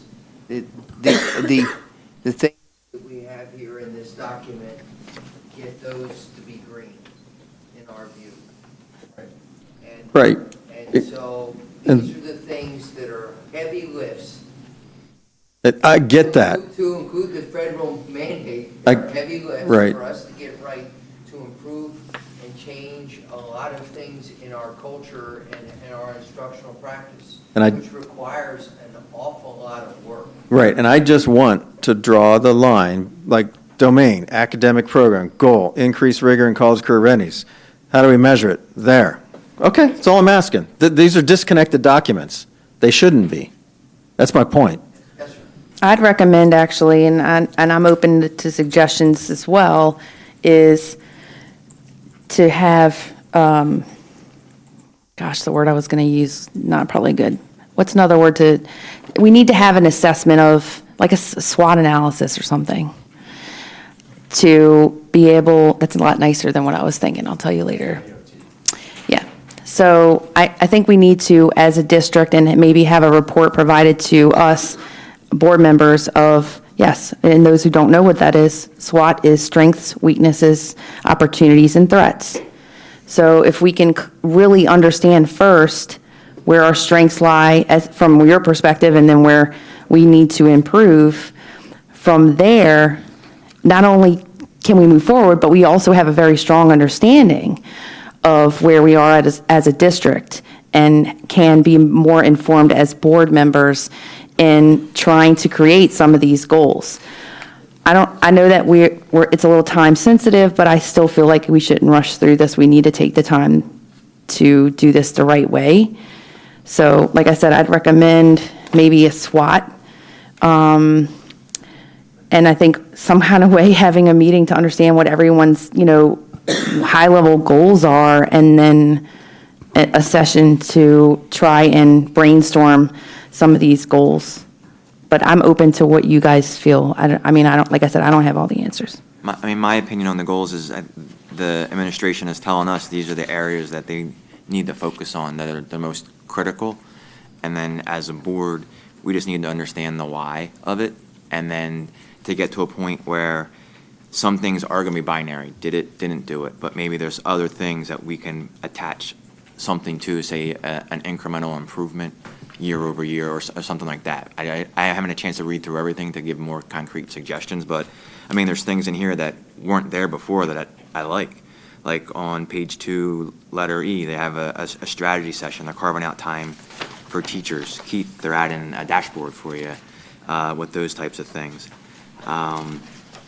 There's just a lot of great communication that, as a board member, I didn't always understand what was going on or why, but I think this kind of gives us a good stepping stone that I don't think we have to start from scratch. Like they're even adding in a student assistance program for a counselor at the elementary and middle school levels. Those are things that weren't there before, and it just shows that, you know, they're open to suggestions, and maybe we just need to understand what we feel comfortable with working with this outline here. Yeah, the goals, I agree with you, Mr. Diliberto. The goals, I think, here are excellent ones. My only questions was, you know, how do we measure them? And I see that graphic up there, but to John's point, you know, this is great what you've given us, but how are they going to be measured? That is still my thought. As far as the goals themselves, I think they're outstanding. And to your point, Mr. Diliberto, obviously the administration heard a lot of our concerns because you see a lot of this in here. So kudos to you guys for putting this together. I'm okay with it. I'm okay with what you've put. I just would like to see more information on how will it be measured. That's all. So question. In the end result that we're shooting for. Well, that's what I'm talking about. Is it typical for, no offense, is it typical for administrators to come up with their own goals? Because, no disrespect, but I feel like I feel like should be part of the equation that's not, is a brainstorming among board members to collectively come up with these, rather than them being given to us and then. These are supposed to be mutually agreed upon between the superintendent and the board. No, I understand that, but they were created and given to us. Yes, ma'am, you're right. So. But we set the mission. We took right? your feedback through our evaluations and incorporated that feedback into these goals and reflective. And when it comes to SWOT and all that, this is what we think we need as our next step. We've been building on it each year over the last 5 years, and we've got a long way to go. And each year, there've been very specific lifts that your principals have had to have out there in the district and back in finance. Do they get to set their own goals, principals? They participate in this process. I'm just saying, most employment, you don't really get to set your own goals. You certainly, I'm a strong believer in getting buy-in from the work that's being done in order for it to be successful. You have to have that buy-in. I just feel like the time that we spent in the previous retreat, we spent very little amount of time on brainstorming these goals, and now we're sitting here almost, it seems like, moving forward with some refinements, going to adopt them without having maybe spent enough time collectively brainstorming and coming up with them in collaboration with administration. Well, none of us are educator experts. That's my only critique of that. Which is why it should be a collaboration. It shouldn't, I we can wouldn't bring say. our backgrounds, we can bring our work experience, we can bring, everything to the table, like you're trying to do. We're all trying to do that. But I'm not going to tell them how to do tier 1 and tier 2, right? I mean, I'm not going to tell them how to do it either. I'm just saying, so I don't have to know what, I don't have to tell you, and I think that's what gives you an autonomy to be able to achieve a goal, is if I say, hey, these scores are this and this percentage, or this college and career ready is this percentage, and we really want to see that increase by X amount based off historical data, and you're going to figure out a plan to do that. well, the primary goal that they've been working off of was from years ago, which is the. Stop. What'd you say? One more time. One more time for me. The primary goal from years ago has been trying to raise from 19. What did we say last meeting, if we said that one more time? Go ahead. Oh, okay, well, okay, so what needs to be, that's fine. That's why what needs to be in here is a goddamn 85% this and that, right? The freaking numbers need to be in here. So we don't have these arguments. You have built this to achieve our mission and to achieve those damn goals, and why aren't they here? They're in the freaking spreadsheet. Put them in this damn document, and we can stop talking about it, because we'll see it. Our overarching goal is to get a block of kids at some attainable level over the goal line. So let me give you an example. That's the goal. And we asked the administration, who are experts, how the heck did you do that in this environment? And you put down a bunch of things, say this is how we think we can do it. Cool. Now can we add a few more things that might be binary checkboxes, on or off? Some might be measurable, 1 to 10.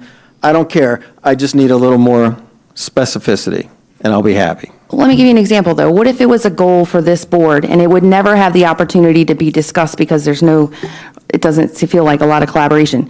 What if we said we wanted to bring team time back?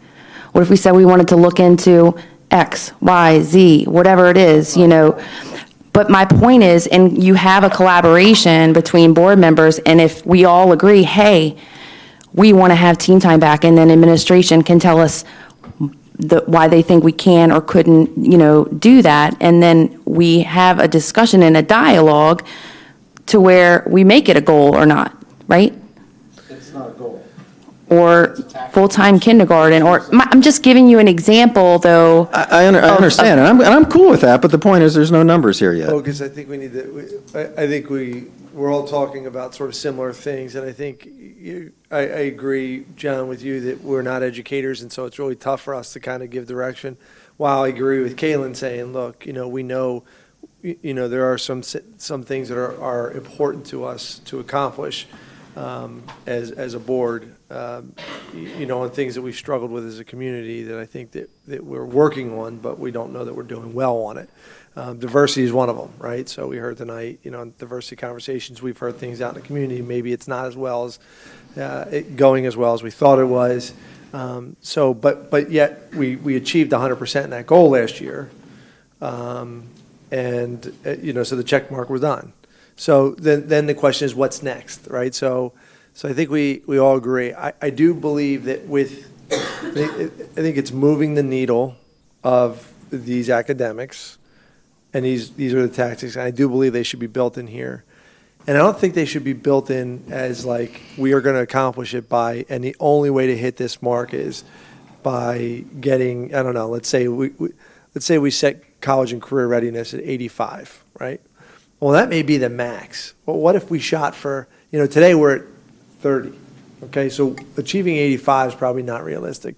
But if we set a target of, we want to at least beat this year, maybe by 1%, and maybe next year, and here's, if we take it to this, a threshold maybe 31%, target maybe, we want to go to 35%, and then we'll throw a Hail Mary and say, look, if we get to 40%, we've done a really nice job, right? I'm just saying, but the problem is they're not measured regularly enough that you can tell how well you're doing, right? They're not reported monthly to you, so you have no real indicator how well you're doing. And that's what I'm understanding. Is that correct? A lot of the measures right now are summative and occur once a year. However, we do have a number of assessments in place that we do more frequently that we might be able to look at that differently that we didn't have in place when we created the metrics. Yeah, so I For guess. example, we do NWEA now and we do it 3 times a year, whereas the measures in the metrics reflect the PSSA score once. Right, so you don't want to put all your eggs in one basket. You want to be able to say, okay, and change course, right? So like you did this year where you identified that there was a problem with math and you implemented a couple Did some things to try to help it, yeah. To try to help it. And yet, you still don't know, I guess, how well you did in that, right? I mean, I don't know, do you? I have no idea. Dr. Harner, I have a question for you. At what point this year, what is your end date that you would need for this board to approve your goals heading into next year so that you can begin working on them? Is that the end of this month, the end of next month, the beginning of August? Can you give us some guidance there? Well, our current timeline with administrative team and vacations and all, the week after graduation in 2 weeks is when we have summer leadership, where we come together as a team and we start breaking this apart. And elementary principals work together, working on it, and then they work individually on their action plans. Middle school, high school team works together. We work on our own, and they come back in August after they get some vacation time and doing other things. We're running summer school. We have a lot of stuff going on. Then we come back in August, and everybody comes back, and we sit in the executive boardroom, and a principal will sit in the back, in the like where our guest was tonight, and we all sit around the table, and they brief us on how they're going to implement the goals that you have approved, and that's in August. What is the absolute drop dead date that you need to know from us what the goals are to be? With the current timeline is next Thursday when we have a board meeting for approval. I understand that, but from the discussions that I'm hearing tonight, I don't know that that's going to happen. So that's why I'm asking you, what is your drop dead date? Well, you can have reschedule a meeting, and if you get us and plan on holding us accountable to outcomes, and we do not have the summer months to work on it, I don't think that would be fair to the team. I agree. I might propose, this is a framework that you presented. If we add at least some of the larger metrics that we're shooting for, and some, just a little bit more within a week's time frame, like I think I mentioned earlier, if at least the framework is right, you can work within that framework, and then if we need to adjust it 2 weeks later, 3 weeks later, or something, something we can negotiate. But I think we should at least give you the courtesy of, because I don't think anybody disagrees with this framework, or maybe not, but I certainly don't disagree with the framework. I would just like a little more meat on it, that's all. I would like to pick out a couple key drivers that are driving our scores in a negative direction and work that into this framework for moving the district forward in the areas of education and learning.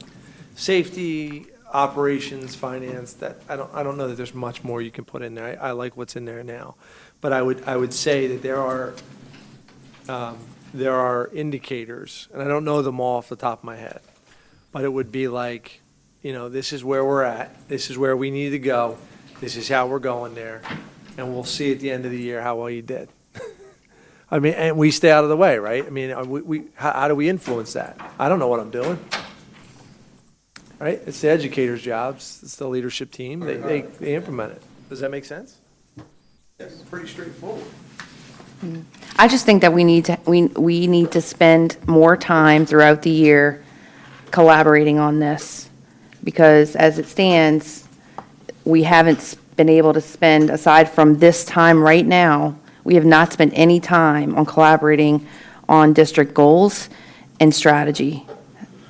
And so strategy and goal setting is definitely one of the most important things that we do. It deserves to have more time, obviously, in this situation.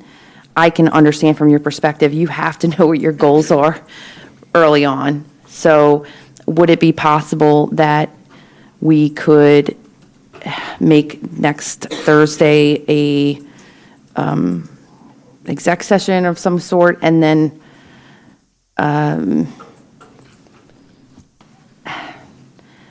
when would have you the following week vote on it or something like that? Are you suggesting we have a third board meeting to approve the goals?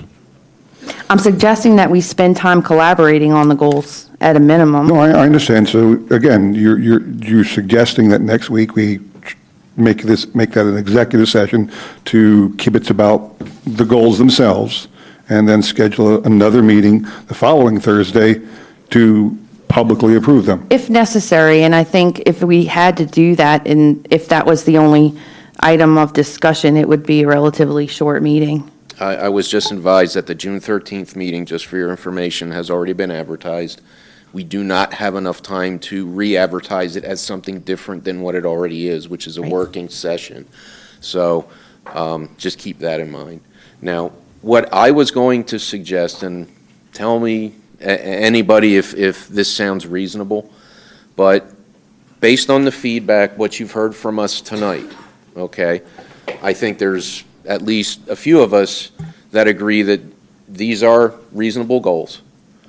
To Mr. Mercucci's point, maybe there's a couple other specific ones to be added into that. However, I think what some of us are asking for is just more of an explanation of how will these be addressed as far as, percentage of completion. How do you come up with that information? So what I was going to suggest is to take this as your framework, come back with more specifics as to how they're going to be graded out, and we can have a discussion and potentially a vote on it next week. Because I understand you are up against a time frame that you and your team and the principals all need to know this so that they can begin to prepare. To Ms. Mitchell's point, if we do that, knowing that it's not perfect to what everybody is asking for, throughout the next year, we schedule time specific to Ms. Mitchell's point of talking about strategies and goals for the following year. That's kind of a compromise. It gets you what you need in the short term. It gets Ms. Mitchell and other board members that are concerned about this on the right track throughout the next year for the following year. It would just mean we wouldn't be collaborating on this. That's just what I'm saying. I'm saying we have the next year to collaborate. No, I don't want to spend another year. If I have to wait 2 more weeks, I'd rather do that than wait a whole year. We have a meeting. It doesn't mean we can't convene the meeting and go into executive session. And I mean, I hate to do that, and I would want to make the public aware of that situation because it was advertised. I get that. That doesn't mean that we can't go into executive session. And I think this is one of the most important things we do, and it deserves brainstorming, collaboration, refinement, and that has not taken place this year. But can we do this? Can we take this document? We'll go back, we'll read through this. And it's so much good information. Thank you guys for that. If there is issues you don't think are addressed in this document, then you email the board and administration and ask them. What you got to be careful about? We got to be careful about. I'm not saying we dialogue it. I'm just saying this is just your observation. You put it out in an email. You're going to miss out that collaboration, though. You're going to miss out on that Then bouncing we have a off dialogue of. next week about it. So my point is. Oh, you're saying in prepare. interim, they also add the meat that we want into this document that really spells out, these are the tactics for accomplishing what, and here's how we're going to measure it. It's going to be scores or whatever you're going to give us. Fair enough? I think because we have it, we know we have it. I think it's putting it in there. And then if we're satisfied, then we go through with it. If we're not satisfied, we have options at our hands, guys. We could schedule a meeting in July, halfway through the summer. I mean, we have things. I don't want to do it, but I'm just saying. Need to get it done. We have options to not stress about it. And the other thing is, we got to be careful that we're not, putting too much. I mean, I think the crux here is that we're trying to move our students forward. Let's remember that's, not like, and how do we get to that end point? We may not all agree on it. That's okay. But we need to have some goals ready to go. And I think we could do this. We can accomplish that. Right. I don't want to set like arbitrary standards that doesn't do anybody any good. But right now, the whole test is yes, no, or true, false, right? And so I think some degree of ABC, and fill in the blank, is warranted after, at this point. But yeah, I think they're going to come back to us with that. Spread. I don't think it has to be, we have to hit this mark or else you fail. It could be, we set a goal of, lower the goal, set that, what can we attain, and if we beat that, great. But I don't think it has to be, I don't Here's think an it's black idea. and white. We could have them do what you said, Keith. Yeah. in the interim, provide us with the measurements like everybody's been saying. We could convene next Thursday and go into executive session, hammer it out, come back, reconvene the meeting and vote on it.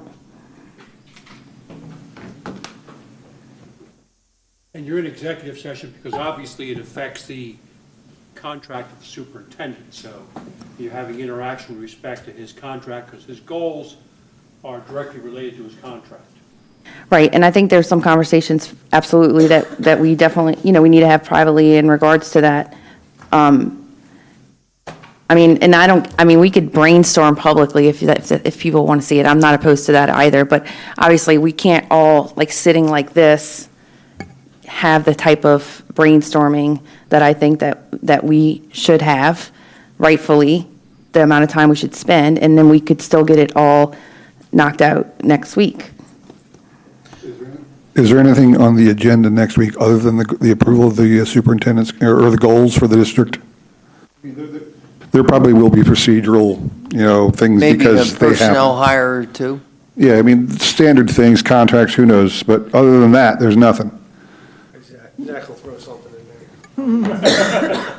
Always nice. We can skip the student report and all that too. Asking for money, he's always asking for money. Dr. Harner, what are your thoughts on that? Here to serve, sir. I think it's an excellent conversation tonight. I just like to, as you gave a history lesson on what happened 75 years ago, I remember the goals that I walked in this process that was before state required the superintendents to have goals and tied to performance incentives and all that. The goal was to improve SAT scores.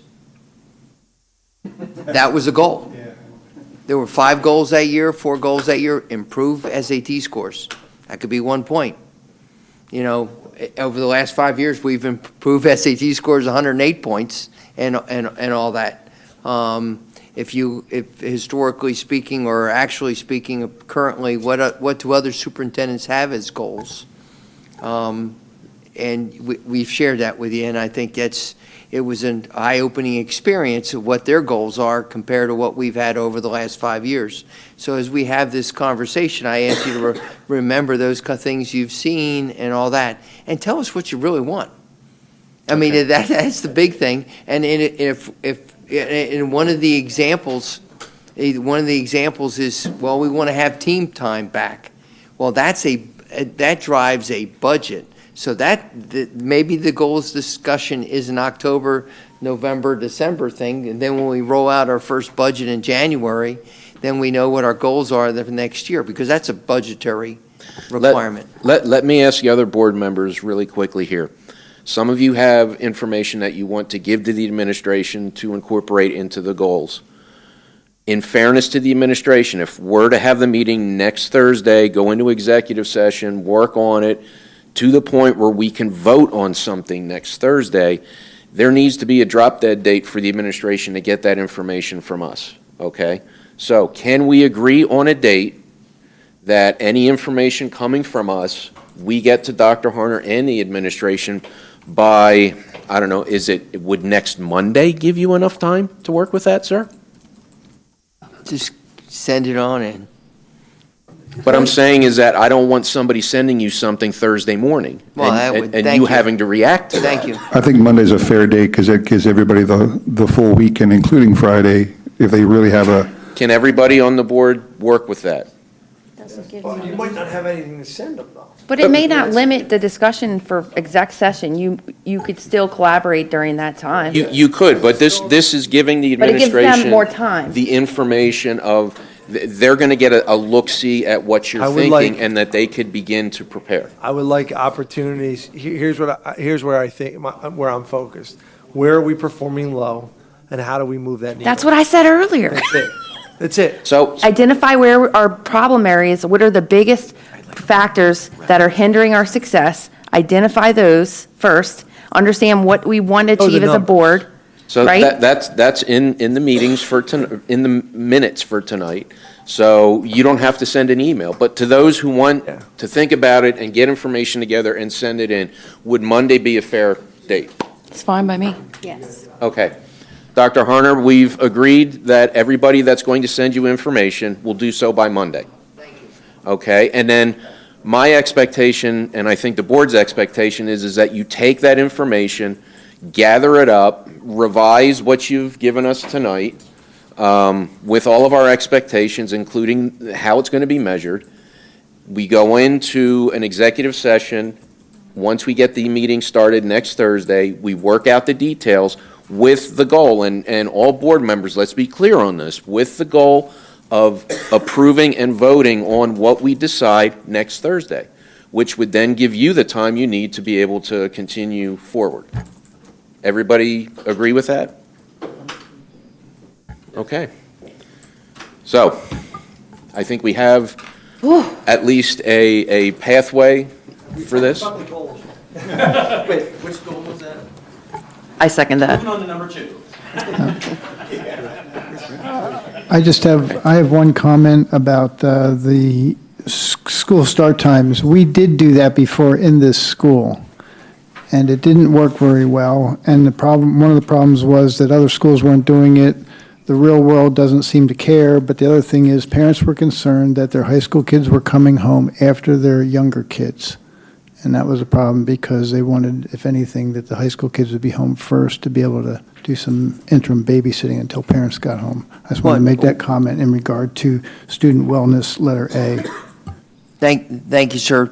One of the things that's really awesome about our county is the superintendents, the IU, in direct support we've had this dialogue for the last couple of years, and we all understand that how impactful it is on students, on families, on dance lessons, on all kinds of things, doctor's appointments, and just standard routine. So the idea of having our own community committee, besides you all bringing you the research, having a community discussion, the IU is forming a team of communities across all 13 school districts. We're talking Upper Bucks in particular on start times because of the tech school. That's impactful. Remember when we came in here, we changed the start, my 14-15 school year, we changed the start time there because our students had 25 minutes per day less than everybody else, the other 2 districts. And we changed the start time to make sure that, I mean, if you add up all those minutes, that's weeks of less instruction. So, you know, there is a lot of stuff going into it. So I understand there's a lot of people around here with history, so thank you. Okay. One more quick question, I'm sorry. If we had, I just noticed it said February, the results of that committee, and I think it's a great idea to have a committee because you get to all the factors of it. Would we have enough time to implement that for the following year at that point? No, right? You wouldn't. Probably not, so. Well, what do you? Talking to the other superintendents, the idea is they're all having most, or at least, I sent out the email last week as we were talking about this, or maybe it was earlier this week, and out to all the superintendents on our little listserv, and we've, at least 7 of them are having community committees and looking at doing it for the 2021 school year, if there's a change. Because I noticed one school district, and I can't recall which one, they just flipped it to where they had the high school students going, basically we have 3 time slots at this point, and then they just switched them around. I believe the way they did it was the high school was going around 8:30, middle school 7:50, elementary school 9 o'clock or something like that. And that would actually alleviate some of the problems that Mitch answered. Yeah, yes, ma'am, but it sounds like the times you just gave me that it's a 2-tiered system. We're on a 3-tiered system, which requires less buses. 2-tier would cost us an extra $1 million. Would it be 2 though? Because all you're doing is swapping the 3 tiers that we have now. You're swapping those I times. thought your times were pretty, I'm sorry. 8:30, 7:50, 9. Too close. So that would have to be a too close to. Than just taking the 3 times. Well, there's a lot that of we have discussion now. on that. Anyway, right, but I just thought I would ask anyway. But mainly it would about be, the other. I think it would be prudent on our community's part to have this open dialogue, because if the other districts are seriously thinking about doing it, then we would be behind the power curve. Agreed. All right, we're going to move away now from the 2019-2020 goals discussion. All right, we have some information items. The board briefing book, if anybody's interested, is out there. So is the May SRO report and the senior high school May 2019 suspension reports. There are no communication items that I see. That brings us to board comment and new business. And to get this started, if I may, first of all, I would like to thank Scott Gottschalk for a wonderful job at the NIDIG groundbreaking ceremony that you did, sir. Gary wrote a great article about it, but you were wonderful. Those of you, Ms. Mitchell, that attended, you gave a great speech. Thank you for that. Dr. Harner, as always, you did a great job there. And everybody else that I saw there, I thought that was a great event. And we got it in before the tornadoes. I thought it was Miss Mitchell was awesome tying in the habits, Covey's habits into her speech. She outshined us all from up here at the board. Yes. I'm over here thinking, you did a great job. they do not want to listen to me, so I'm going to make it interactive. So thank you. It was a lot of fun. Secondly, based on an earlier discussion, I would like to ask that the Act 153 presentation that we heard today gets referred to the Finance Committee for evaluation. And then we'll make a decision whether or not to adopt that and pass the resolution. Okay? So that's all I have. Does anybody else have any board comments? Now there is, thank you. I heard the dirt preparation was really well done. Yeah, Rob. There is one item on the agenda under this section, by the way, and this is the Quakertown Elementary as a community eligible provision, a CEP school with regards to breakfast and lunch. There is a considerable write-up here. Can somebody give just a quick synopsis on this, or?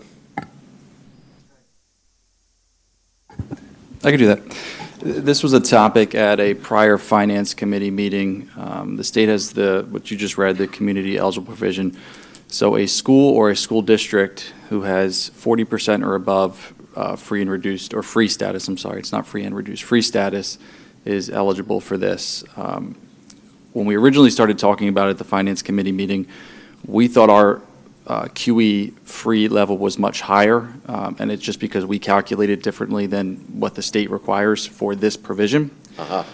So we thought it might make sense at the time, and the Finance Committee asked myself and my team to look into it. Since then, we found out the state calculates this number based on only direct certification. So what that means simply is, so if a family's on food stamps, that is directly certified through the district. The state sends us that information. What it doesn't count is families that qualify based on their weekly income. So long story short, based on the new percentage, where we believe we're at now, we actually would lose money, which we didn't think would originally be the case. So we're looking at probably a $30,000 loss in revenue if the board would adopt this, which doesn't sound a lot, but again, you got to think about that in the context of the lunch fund, not the district general fund, so it would put them into a deficit for the year. So that's where we're at. It's informational. There's no action tonight. It's something the board could still consider. We would have to actually apply with the state and make sure our numbers are accurate, and they would have to analyze that. So a decision. You're still looking at it then? Well, from our perspective, we're done. You're done, okay. Our analysis is done. It's whether or not the board would actually move forward with it, okay. Which would have to happen next week if you voted to do that, because we would have to actually apply after the fact. Well, to me, it doesn't seem like it would make sense to do so. Financially, at this point, my thoughts are that it does not, but we would watch this closely year after year to see if there becomes a point where it does. Okay.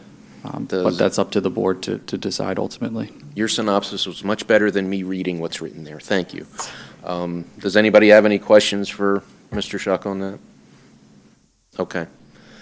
Any other new board business? I just want to say congratulations to Dr. Hoffman. I was on WFMZ. Everybody, I don't know if you saw the article that was written about her, but she was selected as one of 20 women leaders chosen to participate in the American Association of School Administrators National Women's Leadership Consortium. Outstanding.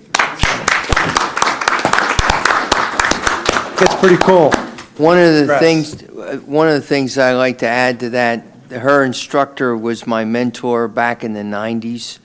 When I was still in the service, I was working on my doctorate, and my superintendency practicum, as a lot of the folks out here have shadowed me, I was shadowing the person who is the deputy executive of the National Superintendents Organization who leads this instruction. I got an email from her, and I said, this is the person to apply, and it's awesome. She's got the best trainer out there. It's a national, is there 19 of you? There's 19. 19 from across the country participating, only 19. Wow. Really cool, and I know the instruction she's going to have and the collaboration with her peers is going to be first rate. But that person, hey, my dissertation's about her instructor. It's leadership, and back in her district back in the 90s.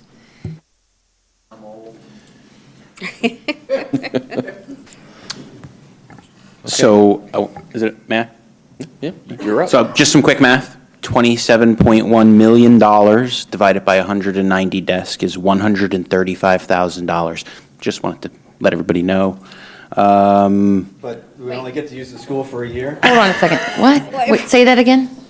$135,000 a desk is how much 190 desks is costing us. But you have to realize that it's not only I think it's not necessarily a fair statement because you're not taking into account the entire renovation that's taking place without including those desks. It's not just about adding the desk, it's about renovating Refurbishing a which part is of more the school that's expensive. there. No, the entire school. Did anybody ever talk about building up? Did anybody ever talk about that? We are building up. More up.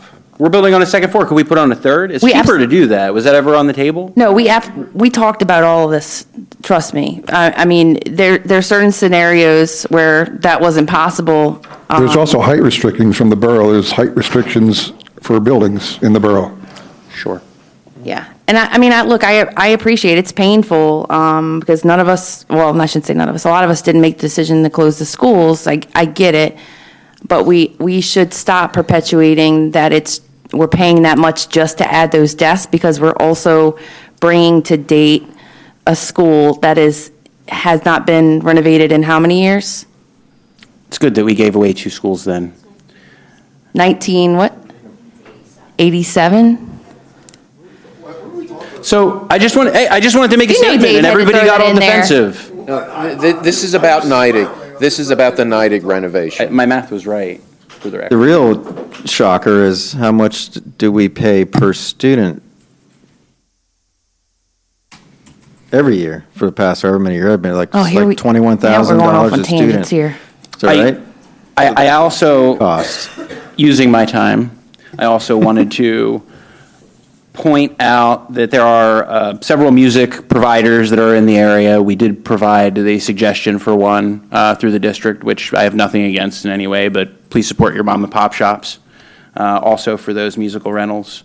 And then I wanted to just ask real quick about this swipe-in system. I've heard it mentioned only tonight. I've never heard a thing about it to any capacity. Obviously, it had to be approved by someone. Can somebody tell me something about it, please? Dr. Hoffman will. She's been working at the high school the last couple of weeks. So I can speak with pretty good certainty to the last couple of weeks, but not to before that. So if you have more specific questions, I can get you that information and bring it back. But part of the reason that this was implemented really came out of some safety and security measures about knowing which students are in the building at any given time. It's a system that's used in a variety of other school districts. We went and visited other school districts who used it. I believe Joe did some technology work with other districts who were using it as well, and I did some site visits, as did Dr. Finnerty, just to see how it would work. So basically, the idea behind it is that it does connect with our student information system. Every student comes into the building, swipes into the system in a variety of ways. You can use your student number. A lot of the students, which is really quick, have it now on their cell phone, so they just walk in, scan it like you're paying for something almost, and keep walking. It is amazing, actually, how quickly the students do move through it. And even just in a couple days, we have a real accurate count now in Power School of the number of students who are in our building. So there's one in each door, or one in There each are several in the building. I think we did ask for another one because we found, it just came in today, because we found that there are certain entrances where there were more students coming in than we had previously thought. But the biggest piece of it that is really not just for the safety, but for the reducing of time of students waiting is when students are late. So that's when everybody comes into the building. But previously, when a student was late to school, they would come into the office and they would wait for someone to be able to physically sign them in, write them a pass, change their attendance in Power School, and then send them off to class. Now, if they're late to school, they walk in, they scan in, pass prints for them automatically, their attendance is already put in, and they show up at their class. So it is really putting students into class much quicker. In the same regard, we have a student who maybe is getting an early dismissal for a doctor's appointment. They walk into the office, they scan themselves out. Obviously, it doesn't print a pass or anything, but it updates their attendance so that if we were to have, any type of a, God forbid, some kind of an emergency, or just the teacher needs to know if that student is cutting their class or is not in the building, we have now a more accurate record, because previously they would have signed out in a book, and it may have taken a day or so for someone to get through that list of students and log the attendance. So now when we're sending reports home at the end of the day for parents that say, your student's not in school, we're pretty sure that the accuracy is going to be much improved, because what would happen before is maybe a student was late, the teacher forgot to go back in and change that attendance, the parent gets a call, says your child's not in school, and it sets off if, well, I sent them to school, or they got on the bus, what happened? Well, now we know, because the student has signed in. I understand from physically being there in the morning, and some members of my team have also been there helping in the morning, that on the first day, it was a little hectic. I will say, though, that we still had every student signed in by 7:21 or 7:22, which is really not a long time considering it was the first day. And 7:15 or 7:10 would be our start time. This morning, we had every student through, and that was with one computer having to be restarted, and we still got every student through. So that's only 3 days. So I personally am seeing that it is working, and that students are, I'm standing in the hallway and I don't hear students complaining about it. I don't hear that it's difficult to get in. They all know their number. But I do understand that some of them maybe could, and my feedback, my note here from the student is that maybe, and I don't know because I wasn't there, maybe they weren't told why they're doing it. And so my feedback is for our, to go back to the building and make an announcement and just thank the students for their participation and make sure they understand why we're doing it.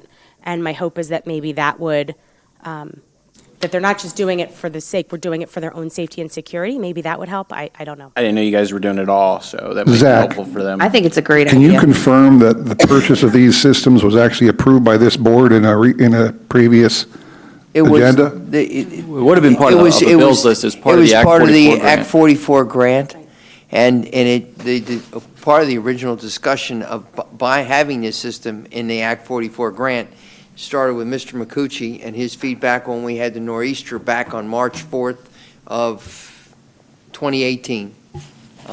When we had that nor'easter, parents were coming in, the front office was all clustered, and how do you control the gaggle? And quickly having a system like this, you can quickly move students through the front office. But was the concept of using this system ever brought before this board? Yes, okay, this is my point. I don't remember ever talking about it. I remember hearing about it. I thought it was like for next year. One of the things, so. the reason I bring it up is because this happens a lot. I mean, I sat down with my daughter the other night, and she got a text from some of her friends. They were waiting 10 minutes outside of the school in these long lines. She sent pictures on Monday. I mean, it was bad. And she said all her friends were screaming bloody murder. And I said, well, gee, I'm really not sure what's going on either. But my point is, we do a lot of things on this district, and things happen out there in the community, and we get blamed for something that happened, and we kind of look like, well, gee, we didn't know it. But a lot of times we did. Either we did know it, we approved it, we forgot, but it comes back to also to the difference between the administration doing their job and us doing what we're supposed to do, and this is simply a goal of safety and security, and this is the system they used. I understand your concerns. I just want to know more about it. We did. It was in front of us. We just, just No, I think it's, in one ear and out the other kind of a thing, unfortunately. Well, maybe it's just you vote on this security proposal and you don't know the ins and outs of what happened behind it. It's probably likely So what my happened. 11th grader told me it was the most stupidest thing we've ever done. So, well, that's cool. That's what we're aiming for. That's right. It's our goal. I said, well, get into school, make sure you scan on your way in. If she ever works in a tall office building like I have in a big city, Yeah. it's much more secure than what we do in the high school. Yeah. So wait till she gets a job. Yeah, really. I saw the lines, I thought, oh, here comes the emails, but it sounds like everybody got in all right. Dr. Hoffman, I'm just curious, do they have, as part of the swiping system, can they get a card like this, or isn't that? Their current student ID does have a barcode. Oh, it does, okay. The current one, though, the way they were printed weren't necessarily designed for this. So there's some issues with that, but we're working with the company Dexter to print more suitable Okay. barcodes for the readers that are.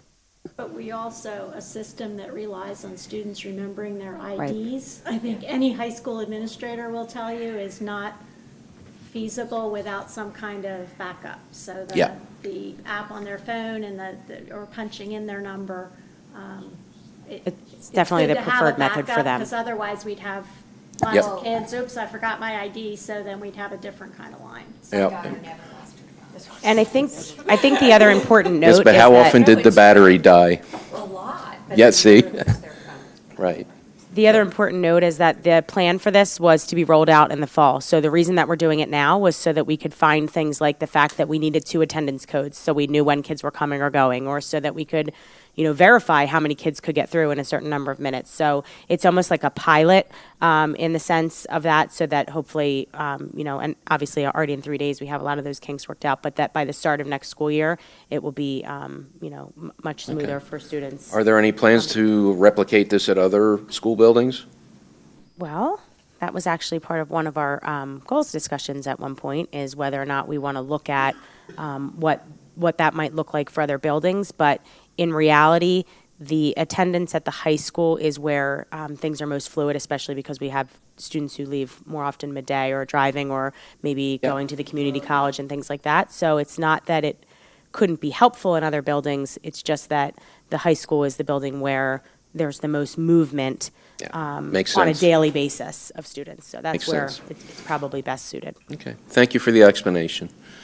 Is there any more new board business that anybody would Yeah, I just like? had just one quick thing. One, I just want to appreciate all the building leaders that are here today.